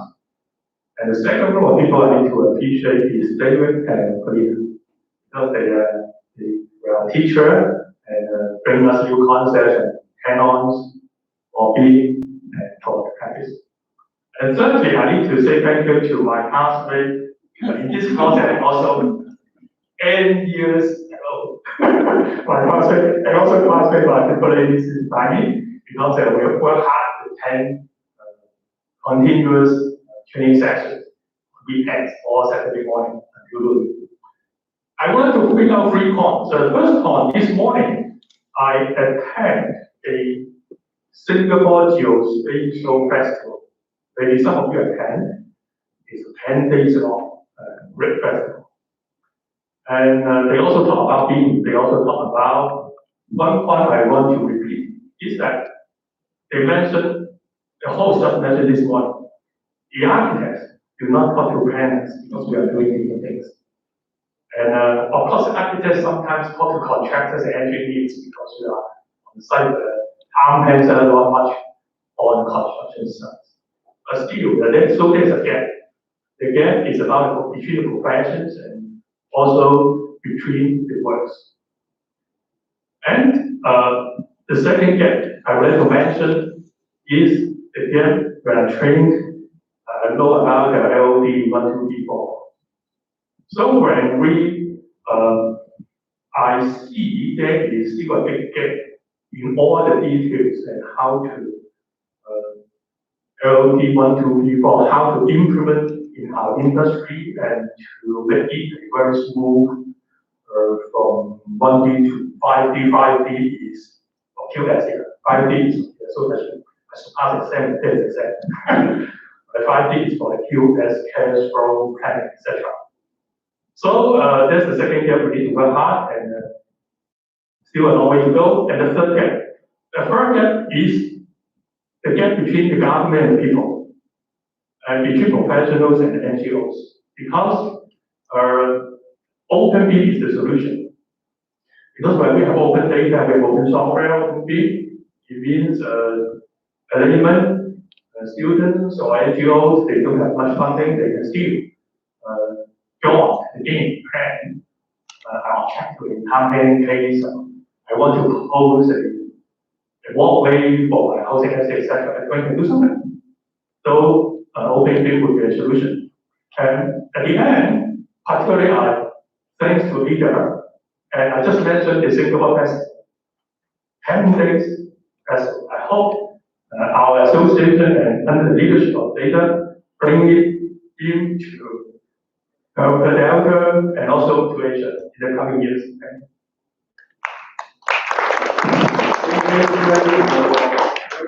Very low boy. Next, we have Michelle. Thank you very much, Kenneth. As a practicing planner, I think the biggest takeaway that I get from the application of the BIM and GIS integration that really facilitated how we can put our planning and design concepts into action. And with this tool, we can quickly visualize how our various options that can be seen in the surrounding context. For example, David, one of our BIM trainers, he shared with us the magic of how one click can generate different design options, not really one, several clicks, that we can quickly visualize on the map. And overlaying it in the GIS, we can see the relationship between the design and surrounding context, like the relationship with the adjacent developments, with the nearby street blocks, and even whether there is any conflict with the existing trees. And we can also optimize the sun penetration or the view shed of the proposed development, as well as its existing neighbors. So with this, we are actually improving the living environment and the standard of our city, which is a very good thing. So with such several clicks, we have got indefinite design options. So that is a very good promotion to a smarter city. So as a planner, although planning is just a small part within the BIM and GIS workflows, but we believe it will bring very big benefits to improve our competitive edge in our construction and design industry in Hong Kong. Thank you, Michelle, for your very useful insight. Okay. Thank you, David. Okay. Being architect, we do have contact with clients before, but not so much in the course of 40 hours together. Right? So that's the first time. And as a matter of fact, we actually have never meet in face to face, right? We only through the Zoom link. Now, throughout the course, as an architect, now that's my first time to sort out a solution between two professionals. So there are overlaps, but they are not so clear in terms of being technology and GIS before. And because we need to teach it, we actually need to sit down with the GIS expert together to find out how to work it out technically. And that actually gives us the opportunity to, first of all, to understand the difference in the two technologies, but at the same time explore what are the effects of one knowledge affects the others. And I think that personally, I feel I got the benefit as well, because I learned how the work I've been doing for the last 20 odd years, how to get information from GIS, how to feedback information from GIS. And that is a very famous loop with the two circles interlinked together. And that was a good presentation before, but not really to understand how that actually works. Throughout the course, we work this out and we teach that and we prove to the class, to the industry actually, how the two can actually work together. And I can see a lot of opportunities. But there are also challenges as a business. Now, I can actually see different fundamental difference between the two mindsets. Doctors have always said to me, okay, we as planner 1 to 2 meters different. It's not a big deal. But hey, then I'm an architect. We are talking about the accuracy of 1 mm. You cannot have the usual of 1 mm. So there's a very fundamental difference in the mindset already, right? Okay, and also I really appreciate the tolerance and from the class, because we cannot see each other face to face. But I can imagine the students are actually having one monitor looking at what we demonstrate, on the other hand looking at another monitor to actually practice at the same time. So that's a very difficult in terms of operation, which is I really appreciate for the last 40 hours already we're doing this kind of operation. And I really think that the course actually helps us as a professional, also help the conditions to understand to this. I really appreciate, and I try to propose to architects, right? Architects should also take this course, because we will have different insights of the forward development in the industry. That's all I was here. Okay, thank you, David. Before I close this section, I would like to tell you a secret. In fact, starting from June to August, I secretly watched through almost all the classes. Secretly, I'm trying to hide myself, right? I try to switch off the mic, switch off the camera from Zoom. I don't know whether they know my presence or not, but I was deeply impressed by the performance of the students. I can see their passion, I can see their eagerness to learn, and also I can see the wonderful interaction between the instructors and the students. In fact, I feel so impressed by all the stakeholders of this program. Okay, in the interest of time, I think I have to close this section. I'm looking forward to another GIS BIM program to be organized by Hong Kong Labour again. Thank you very much.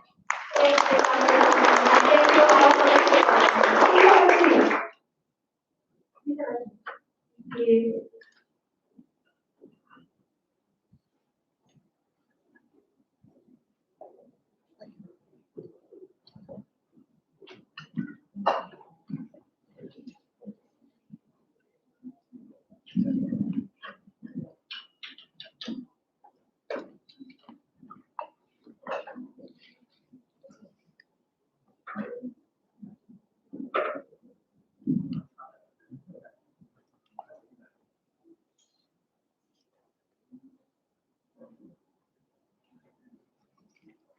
Next, we will have our presentation of certificate.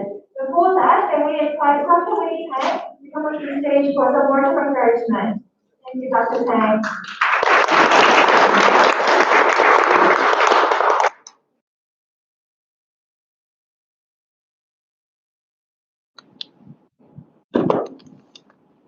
Ada, Ben, distinguished guests, ladies and gentlemen, a very good afternoon to all of you, and thank you for inviting me as one of the first presenters of the certificate. What my honor is it. First of all, I would like to congratulate all that who have completed the courses, and I believe that GIS and BIM is a perfect match for home building, smart construction, as well as a sustainable planet. And all of those that will have graduated will, I truly believe, become the expert for Hong Kong and also the world in bringing GIS and BIM together for a more sustainable Earth. And I always admire my good friend Ada's dedications and efficiency in providing such meaningful courses. And together with all the instructors and like-minded volunteers to the local industry. And I believe that this first batch of graduates will contribute a lot in timely manner for what's needed in the smart constructions and smart city development in Hong Kong.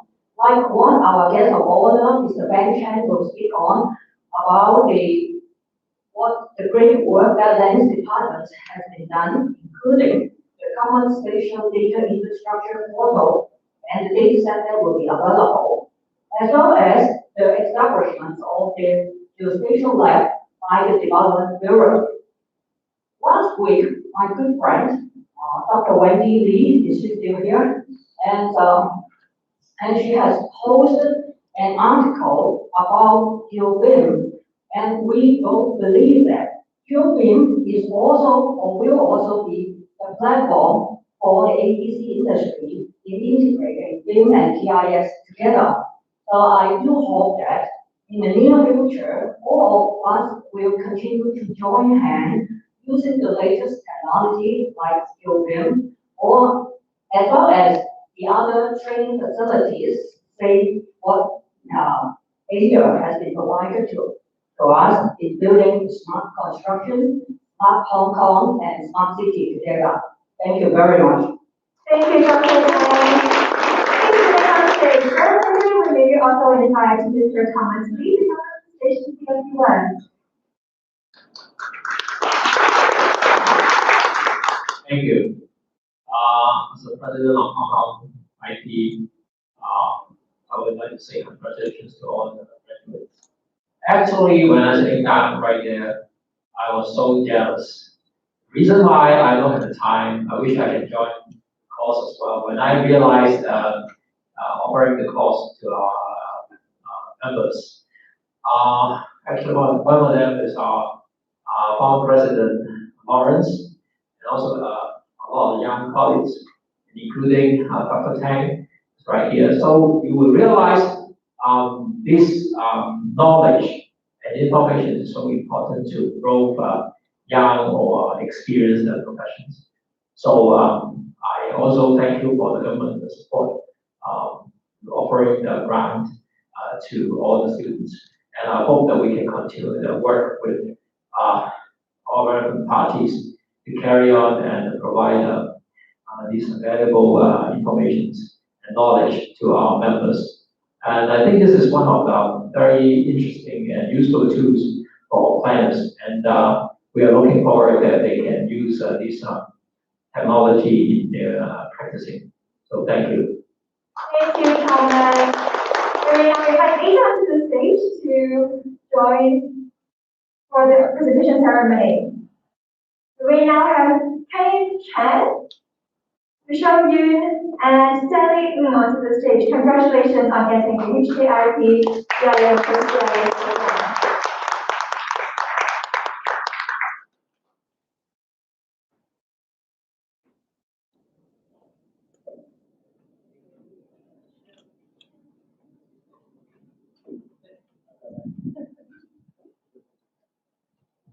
我哋呢兩位企問嘅時候，我哋成組咧移過呢邊一步仔。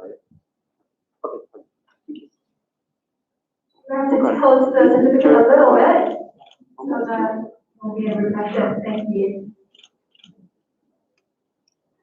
Congratulations again. Thank you all.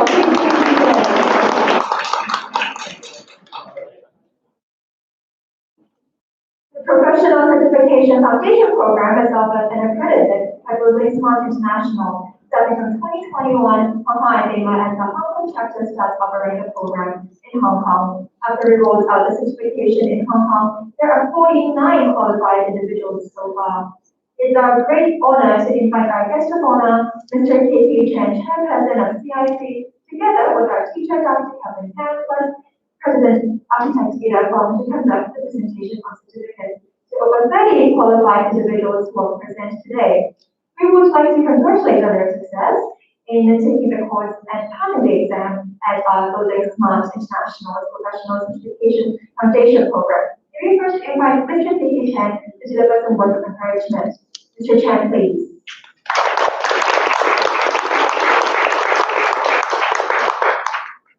Dear Francis, colleagues, ladies and gentlemen, firstly, I wish to congratulate Hong Kong people and doing smart Hong Kong for having successfully organized such a wonderful training courses. Also, of course, to the many graduates.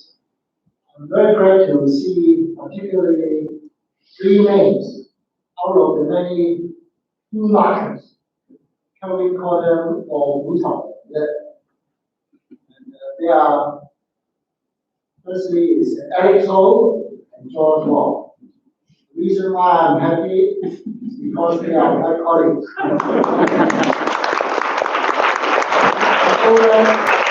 They are the right person.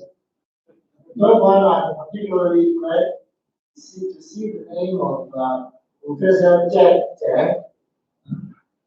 Because as you know, he is one of the construction industry outstanding young person. So again, it shows that they pick the right man.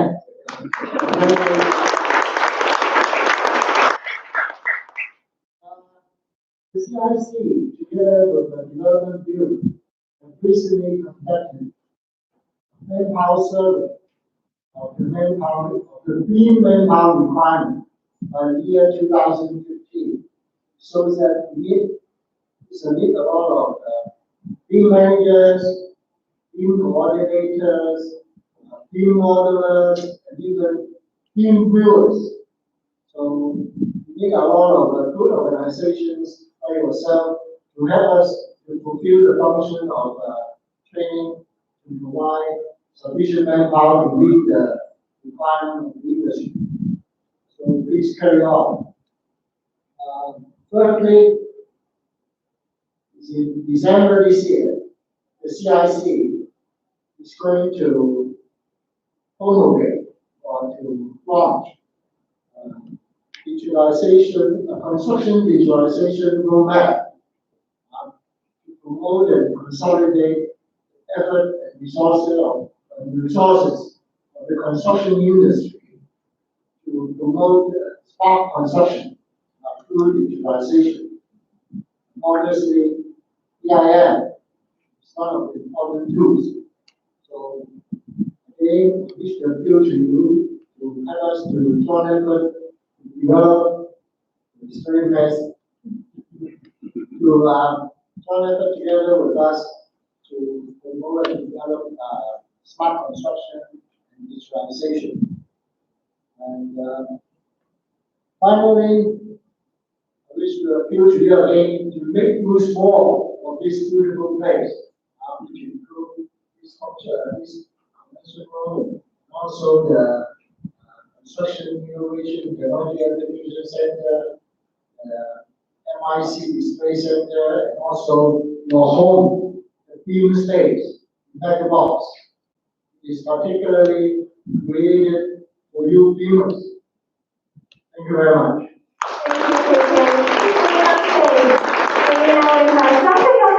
And we come to the stage again for the presentation ceremony.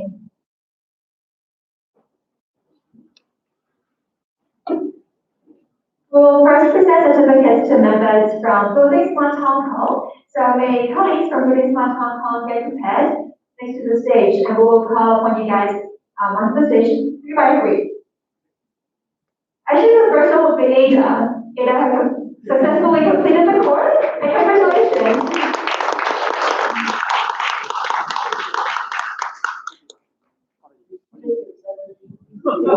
Yes.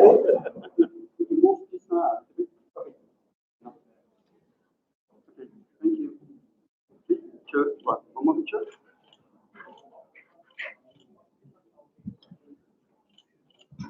Thank you. Congratulations, Ada, and thank you for leading by action. Thank you. Coming up next, we will have Felix Chen, Jack Chang, and Yvonne Chu. Congratulations, Felix, Jack, and Yvonne.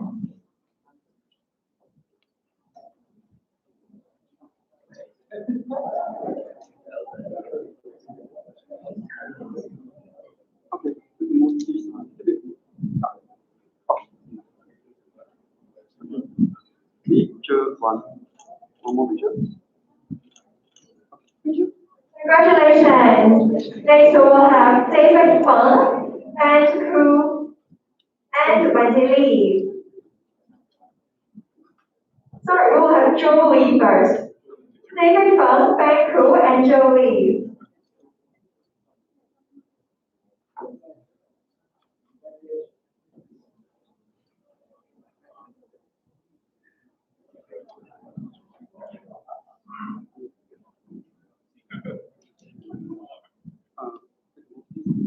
No. Picture one. One more picture. Thank you. Congratulations. We will have Li Wei Feng, Wendy Lee, and Francis Low.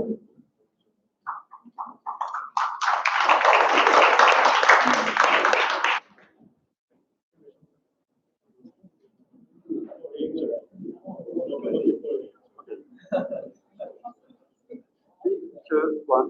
One more picture. Thank you. Congratulations. Next, we will have Billy Wong, George Wong, and Michael Wong.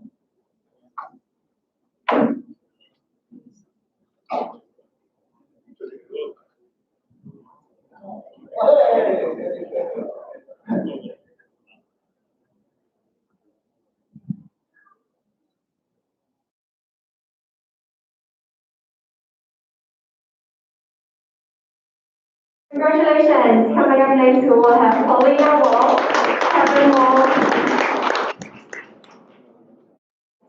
Paulina Wall and Kevin Wall from Building Smart Hong Kong.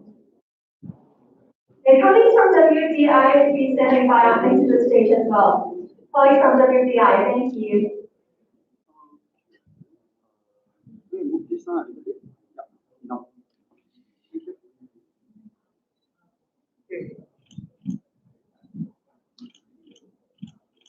Thank you. Congratulations.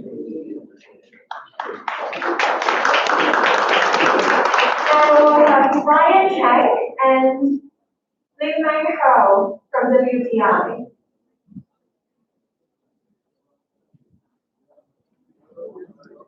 Next, we will be presenting certificates to colleagues from CIC. So colleagues from CIC, you may stand by next to the stage. Thank you. More. Okay, enough. Okay, thank you. 3, 2. Thank you. Congratulations.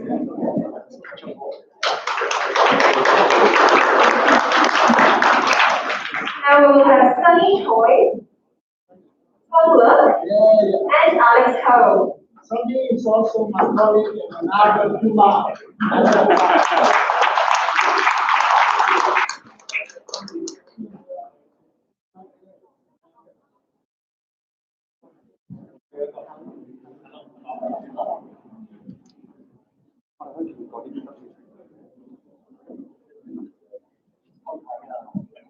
Okay, 3, 2, 1.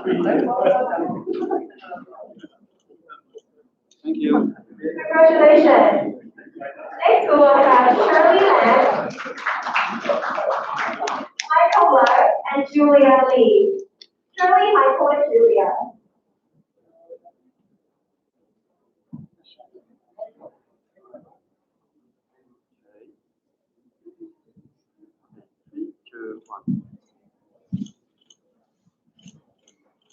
Thank you. Thank you, congratulations. Finally, we will have Calvin Knight and Ella Cruz from CIC.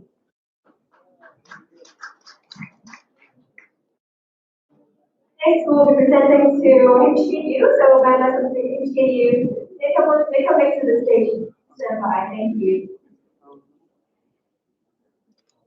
Okay, 3, 2, 1.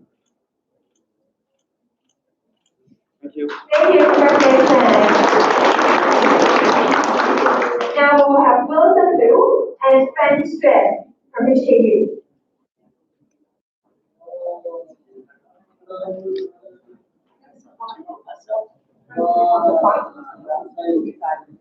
And the last but not least, we'll be presenting to Unistress. So colleagues and members from Unistress, please stand by. Thank you. Thank you. Thank you, congratulations.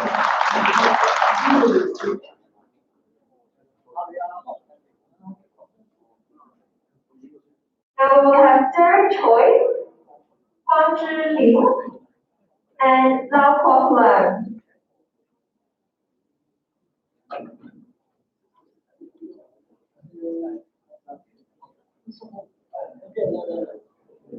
Okay. 3, 2, 1. One more. Okay. Yeah. Thank you. Congratulations.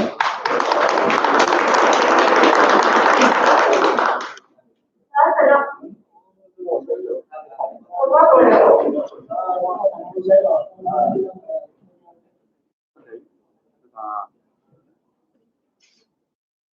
We need it. One more picture. 3, 2, 1. Thank you. Thank you.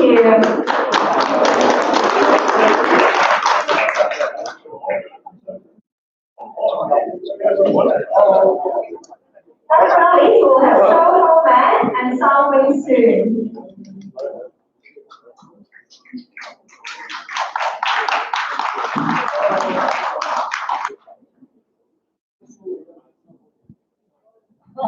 好，我哋咁多有呢啲半部啊嚇，呢啲係啦，可以啦。3, 2, 1. Thank you. Thank you. Please remain on stage, and may all the members from UniStress come onto the stage and get a picture for the UniStress photo. Happy moments are always worth remembering.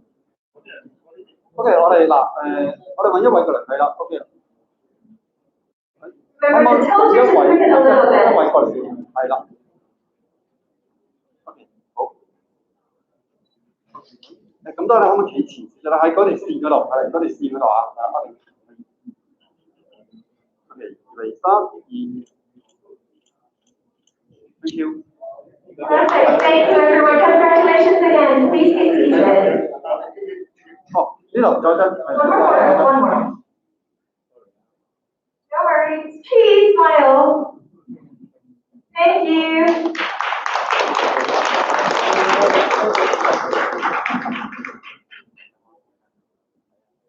Today's topic is OpenBIM and OpenGIS for a smarter city. It is a great pleasure to have Mr. Ben Chan, Deputy Director of Land, Mr. Nelson Yang, Senior Land Sales of the Land Department, and Dr. Calvin Ham to share their insight on this topic with us. And special welcome Ben.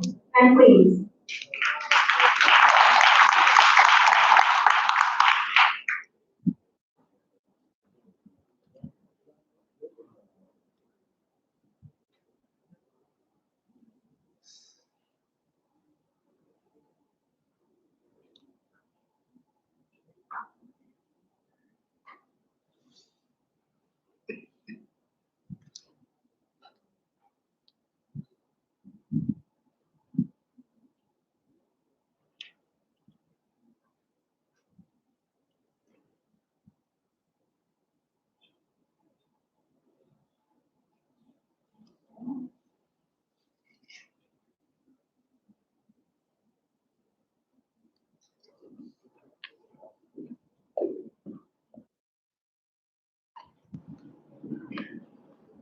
President, architect of Hong Kong,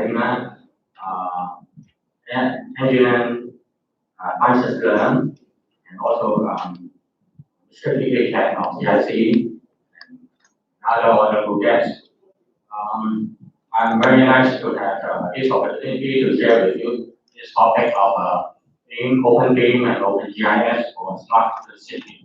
And I trust individuals here think tank of different sectors. So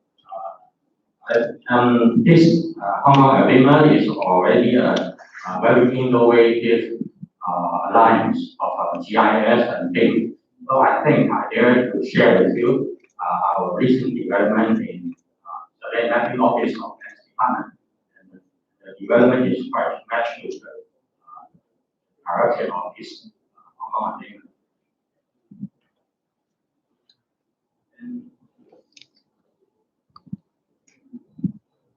In 2019, Atkins released a white paper about the naturally spectrum of a digital twin. Digital twin is the digital replica of the real world. Many elements of a digital twin, such as reality capture, 3D models, in data, are geospatially enabled. In 2020, the UN Committee of Experts on Global Geospatial Information Management published a report on the future trend in geospatial information management, a 5 to 10 year trend. It covers the trend of geospatial information development in multiple dimensions. The geospatial industry and professionals will have increasingly significant roles to play in smart city and the rise of digital twin.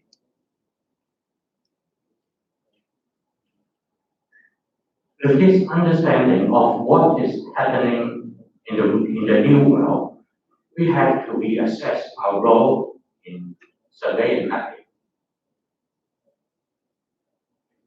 Technology has had a profound impact on the way in which maps are created, and the way in which the data is held and is being used.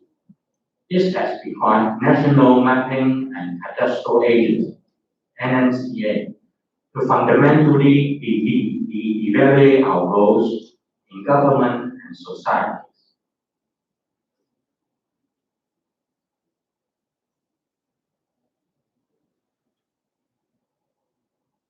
The Survey Mapping Office SMO of the Lands Department of the Hong Kong NCR government assumes the roles of NNCA, National Mapping Agents in Hong Kong, to act as a driving force for change. We saw a need to transform SMO from a traditional mapping authority to geospatial authority of the government. The Hong Kong SAR government published 2 sets of smart city blueprints in 2017 and 2020, respectively, to launch over 200 initiatives enhancing existing city management measures with the use of technology and spatial data. To support the smart city development, SMO of Lands Department has redefined a leading role in geospatial contribution to digital twin for smart city of Hong Kong. The extended SMO will have 5 major functions: survey, mapping and spatial data, land status and cadastral office, spatial data agency, positioning infrastructure agency, and land data bank holder and geographical information office.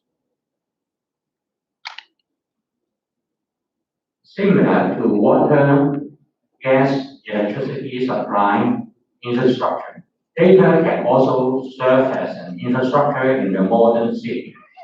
It can have the required data supply anytime, anywhere, once the infrastructure is set up.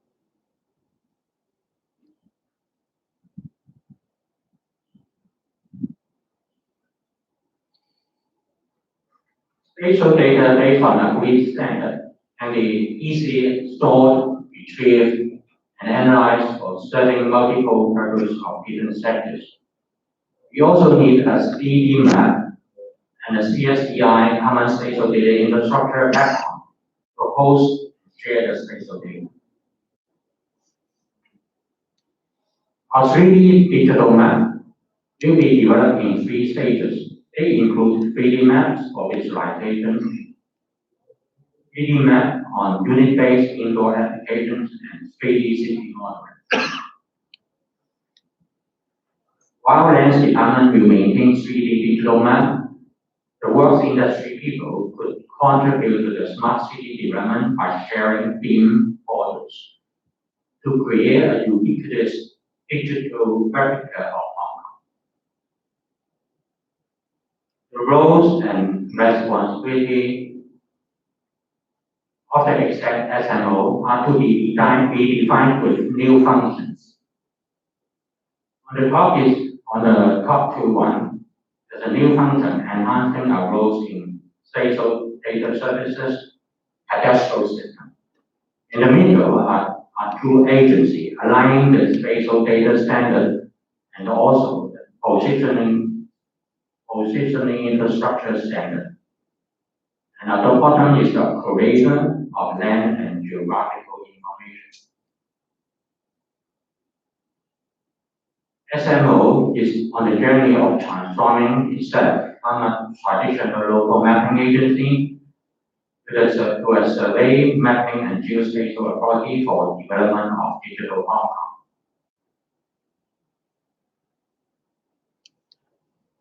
To facilitate the development of a smarter city, we need a smarter workshop in different component operations of the industry sectors. Unleashing the intelligence in BIM to support the creation of 3D digital map and adoption of the open standard, open format, and open source to foster effective data sharing and reuse of BIM and geospatial data. Apart from the technical concerns in the adoption of open standard that improved interoperability of BIM data and GIS data, it also minimized duplicative effort in building digital twin for Hong Kong. Better collaboration between the AECP the geospatial sector to be encouraged. I now leave it to my colleague, Mr. Nelson Yam, to share with you Lands Department recent involvement in the harmonization standard of BIM data for lands and works projects and a roadmap in BIM data repository.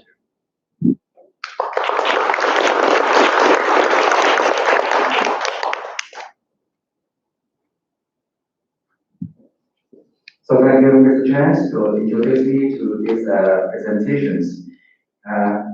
Like Mr. Chen introduced, our office is now transforming to a geospatial authority. So SMO collects, intensify the data application by analyzing, and then which match the data information and attracts stakeholders to use the platform.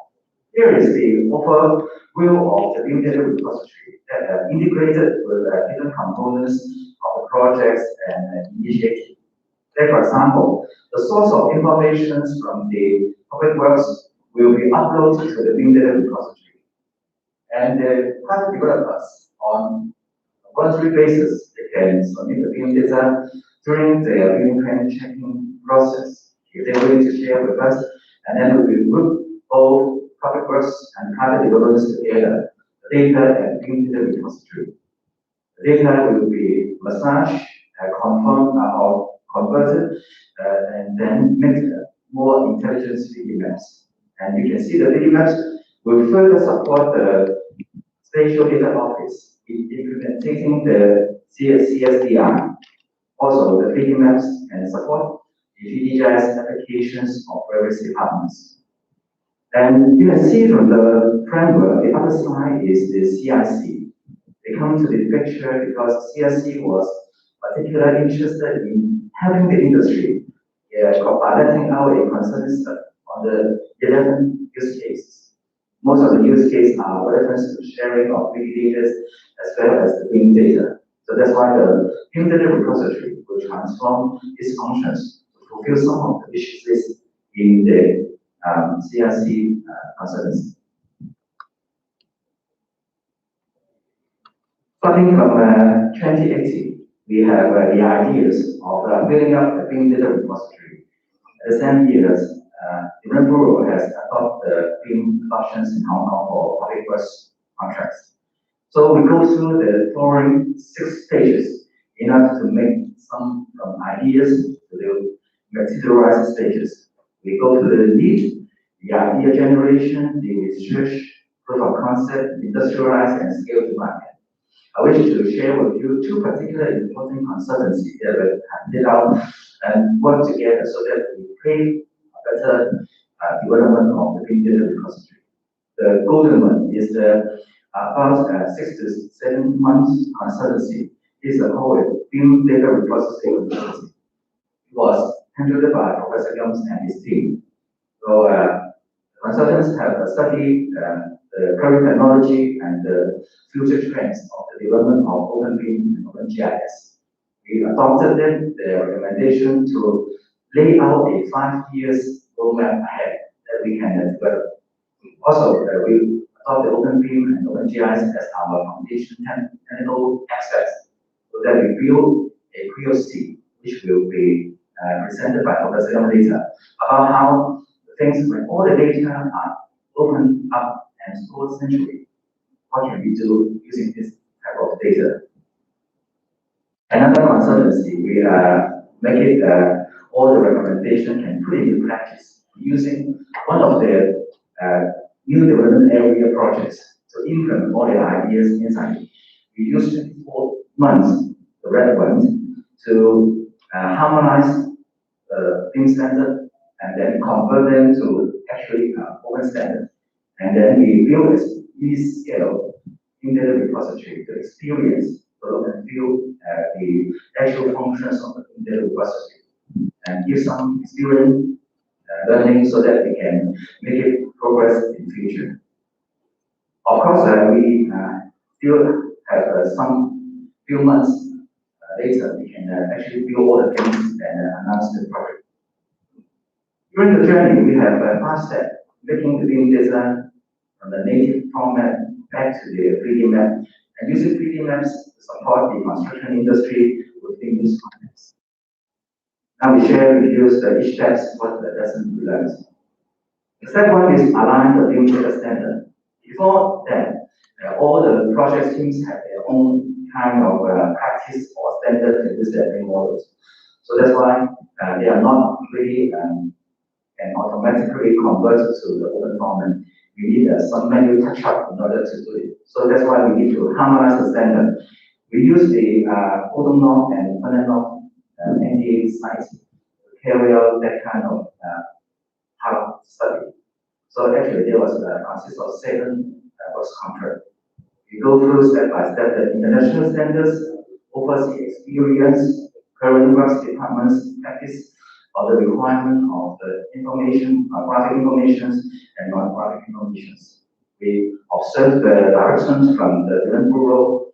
And the last 2 important aspects is we work very close with CIC, which they have sent their representative sitting in our project steering committee and the project assurance team, so that we work together very close to make sure our harmonized standard can align with CIC current and the coming specifications.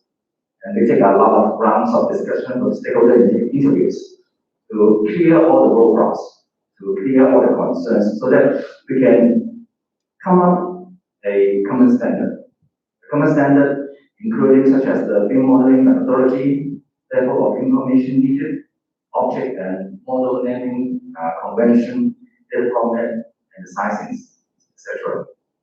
So by Q4 2021, this guideline will be endorsed and it will be published on the 1st of January of 2022. So once the standard has been harmonized, we are actually using a real project. The real project is already have a original design in a certain platform or format. So that's why we need to align the 7 contracts together. So adding together, they are all almost more than 950 numbers of BIM objects. So we align them together and then we harmonize them and then we convert all the data files to a common standard. So in the government, we have already completed, using part of this project, we have already completed 1/3 of the total BIM objects. And the remaining, the 2,000 BIM objects, will be handled by SMO together with the West Department and with the of CSC. So the next step is when we harmonize the data, we convert to standard, and then we make it to be shareable. The shareable items is from different perspectives. One of the perspectives is that it can be shared across the different software applications and different stages of life cycles of development. So we adopted the recommendations of using IFC Organics, which is for the BIM software use, and the CityGML 2.0 for the GS type of software use. At the same time, we also harmonized the naming convention that we created, information container IT, so that each discipline, say the RP, the engineers, the strategy, they get information immediately throughout their standard practice. They have their own standard checklist. Once they use the standard checklist, they can download all the necessary requirements, no more, no less. Here's an example. We're using one of the example used in this project. This is a research center. You know that they are all harmonized and placed a proper schema on the native field. And then we export it to IFC, and it's using IFC to schedule to match the schema so that all the data can be seamlessly from one environment to another data format. The 4th step is we build a mini versions of the BIM data repository. This repository, for this repository, we actually set up all on the government cloud. The reason is we are not using the public cloud, it's for the data security reasons. So we are confident in the government cloud and then the stakeholders requirement. And then all the native BIM models will upload to the site. And then the conversion engine in the back end will automatically convert the data into OpenBIM as well as OpenGIS format. And the data can be integrated together using some visualization software. Both BIM and both GIS data can be integrated in the 3D environment seamlessly. So this is just only a mini version. This once it's complete, you will hand over to labs department and we will scale up. Scale up for the purpose for submission of all the BIM data from the works department, no matter it's design or SQ data. So in Ordnance Survey 2019, they have a proposal given Lands Department for reference that how we would use a BIM data repository. What is our purpose and the infrastructure or service that the BIM data repository can provide? The left-hand side is the current idea that we have been implemented in the NDA projects. We call it a system of record. It means all the data are stored centrally. It is a system of reference. It means all the data are integrated together so that you can explore it. All can be referenced one another. But of course, this is not the end of the story. This is just only the primary objective we can fulfill. We can move further. Using the step 5 in the following document, we will design a 3D map within this context. The data is harmonized, and then we pull out the necessary information. We move it back to the 3D map so that the future 3D map can support the construction industry much better than before. We have the mandate to do it because the two variables circular. One is the adoption of BIM, and one is the common spatial data infrastructure for digital Hong Kong. If Lands Department SMO the mandate to provide and to design and propose a 3D map in context. So back to the suggestion from Ordnance Survey, the right-hand side. The right-hand side is once the data are integrated and properly structured available, then it can be do all sorts of computations, modeling, simulations, data analytics, and new insights can be found from the data. So this is what our future of BIM data repository are going to develop into. Next is an area that was really interesting that we open the data, but we have some ideas that are adopted from Ordnance Survey. Is we standardize the data, we publish it in the open standard, but we not necessarily mandate to open all the data. Some of the data are very sensitive, so we require them to maintain within the project. Some of the data are aggregated, and it makes sense for the top management to do the information. That's why there's another type of data sharing. Some of the information can be released, especially the construction industry. They need to join the development or interface with the development. It's a very good reference for them to use. So that's why we have different hierarchy or different level of requirement for different stakeholders. So the future development of the BIM data repository will also implement this. So what's ahead? So after the adoption of the BIM or the public works, up to now, up to January 2021, there's almost about over 400 public works consultant agreements or works tender have been tendered out, and out of which 360 tenders have been awarded. And we're using the NDA projects. We only have covered 7 projects. So we do a simple mathematics. We know that we are outstanding 350 projects that require to align, to scale up, to opening up. So this is a huge work ahead. We know that using the technology and using the open standards, we have confidence that we achieve this seems a very huge amount of work. So in conclusion, collaboration, data sharing, knowledge sharing, just like today, leveraging the global technology and the overseas experts are the essentials to the successful development of the data repository. So here's the end of my presentation, but the story hasn't ended because the most interesting part will be delivered by Professor Gum. That Professor Gum come on stage to present some technical ideas that we we have achieved during this consultancy study with us. Welcome, please.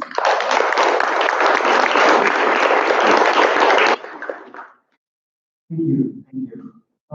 Thank you, Lens Department, for providing a foundation, a proof of concept foundation. And also thank you, Lens Department, for also engaging, working closely with Development Bureau, CIC, CDD, and in particular, I think some of the experts here have served on the steering committee of this project, Development Bureau, CIC. So what we do see is that often in the 3D or in the geospatial world, we are used to seeing 3D environment, to seeing 3D rich texture, right? Now, have we imagined, can we go beyond the surface? Can we get big data? And more than that, can we get OpenBIM? Similarly, many experts do need proprietary and specialized GIS information. Yet for Land's department, can they provide such an OpenBIM, OpenGIS platform to be the custody of the data? Just like President Architect Ida said, that also kind of like our public agencies to be the steward of the data for many, many more years to come. So earlier, Mr. Van Chan, Mr. Nelson also mentioned about a pilot project that we did. Only a few months, we were able to engage some of our global experts from strategic innovation and focus on the the project at CDD, working with lots of their also good experts consultants. At that time, we were watching for this proof of concept, but only able to get a limited number of IFC that you can see on the upper left-hand side over there. So we're able to get some IFC that we can work with from the ongoing project. By now, there are a lot more. So, but at the same time, what you see in this environment is using purely open standard. No software native applications here. The geographic information can be coming in through cesium. The information that you can see up there is coming through IFC. But our project has limited time. We want to show what we can do. So my global team with Dutch, with US, with Hong Kong, with global experts, we plug in the missing link. Because in new territories, we don't have as rich information as like in Puntong or in North Point.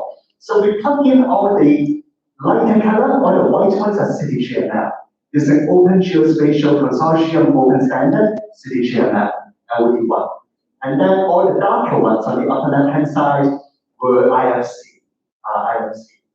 So the vision is that we can now have a web service, and our partner and anybody interested with a webinar tonight at 12 midnight to 1 a.m., which I'll be co-presenting with our partner, it's leading some of those in the Netherlands, in Rotterdam, and in many other parts of the world. What we're trying to bring to Hong Kong here is that OpenBIM and OpenGIS can work not only with native BIM, but more also pertaining to the situation in Hong Kong. We've learned from Nancy that, for example, can we start to have such a 4D environment in an urban scale? This is a mock-up. Again, we were looking for computer vision information, we're looking for OpenBIM. We did not get that during the time. But if we have that, then we can start to come up with a 4D understanding of how construction in a district may ask for workers, may contribute to carbon emission, may generate work, or for MIC setting, how should we get ready for the MIC efficiency and contribution? Of course, in our study, we also recommended that what we need to do with Hong Kong, what kind of data, what kind of information do we need to do? And these start to go beyond BIM and beyond GIS. We need both of them to work. And also with what we are able to mock up and also working with the CED information, we're able to show that even with the two good IFC things that we were able to receive from the CED project, we can even start to perform some basic GIS in function. We can cast a shadow, we can look at different view, we can look at map versus 3D underlay, or we can in this case just look at underground utility. Right, what is happening underneath, And you can query them. Unlike texture map, these are IFC and these are city share map. And you can define what maybe additional attributes we want to see or we want to add in Hong Kong. So conceptually, we are working with one integrated source, yet behind the scene, this integrated viewer can call for city GML information or geospatial information. Something you want to see the whole district at a scale, you don't probably see a lot of the interior, but we could use some city GML. On the lower part, you can actually work with IFC and OpenBIM. And similarly, as Mr. Nelson also mentioned, we need to get simplified BIM. You may not need to know or get to every single detail as a basic land repository. Once again, this is just like the course we talked about today. It's baby step. We're just doing a foundation. We prove that we can scale, we can work in Hong Kong. We also show that we need good IFC, we need good city GML in order to make it work. And we continue to work globally with what we do see with Estonia, with Netherlands, and other parts of the world. There's so much that OpenBIM can allow us to do together. Why? Because for different projects, even today, we may focus on particular software application that may be good for one project. But even for certain enterprises, you may need to use many different applications, as we heard from some of the speakers, that may be good for different purposes. And similarly for both BIM and GIS. And now we talk about Internet of Things, digital twin. We see so many professors in this room working with your students to get data, to get maybe a research and development app. Perhaps CIC can fund some of the students. They may have certain add-on. They need to also come to this common platform. And the beauty is that IFC can provide such data, semantic rich information that is neutral, that is open format. GIS side, CCM, CityGML, OGC, we can also leverage those kind of information. And we have shown that they can work in not only in Hong Kong, in the new territories. Chicken and egg and chicken. When we did that exercise, we had limited time. We did not have time to set up the format, the standard, but this is when a framework comes in. A framework can help us to understand internationally what has been done, and as Ms. Adelbom said, there's always room for us, right, at the lower left-hand side, so that we can set up a standard, the harmonization standard, the naming convention, so that we can get better input, OpenBIM, OpenGIS, so that we can do all these applications. In closing, 1 minute left, is that this is going to be a win-win-win situation for everybody. From agency's perspective, we need to really hold the key to the data that we can free to work with one software, one version, and even sometimes if you buy from the same software company, there are different versions, right? So we now can have the key to the data. Consultants, contractors, you now can rework a repeatable process. A lot of software solution partners, vendors here, they all committed. The president of ASRI, founder of ASRI, Mr. Jack Benjamin, the CEO of Autodesk, Andrew, they all spent 1 hour with a bSI podcast indicating the commitment to OpenBIM. So I think we also are celebrating that here in Hong Kong today, and we want to see more such innovation that we can foster. So 5 p.m. sharp, we want to say thank you, Lansky, for this opportunity to innovate, to bring OpenBIM in a realistic manner for Hong Kong. This is only a seed.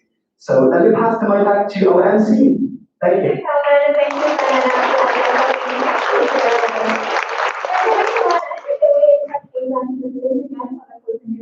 Thank you.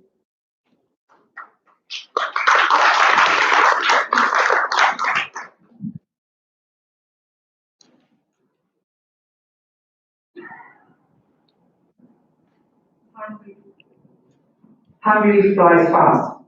Well, this special CPD event is coming to a close, and may I once again congratulate all the participants, our bSI qualified individuals, and the core participants of the HKIP's BIM and GIS training program.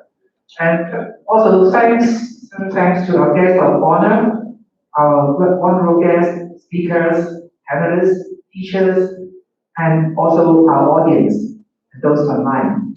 And just on the closing remarks, if I may reiterate the importance of interoperability and sustainability of data, and open data are durable assets appropriate for long-term stewardship. And I think it's essential for our city, both for the city scale, GIS, BIM, as well as for the statutory submissions that we all aspire to in the future. So we need collaboration, and we need to enable digital transformation with OpenBIM, OpenGIS, OpenCVE, and we need to promote building smart OpenBIM professional certification program, and we hope we will have the practitioner level in the years to come. And we need to promote integrated BIM and GIS for city scale and build asset sustainability by accelerating open digital workflows.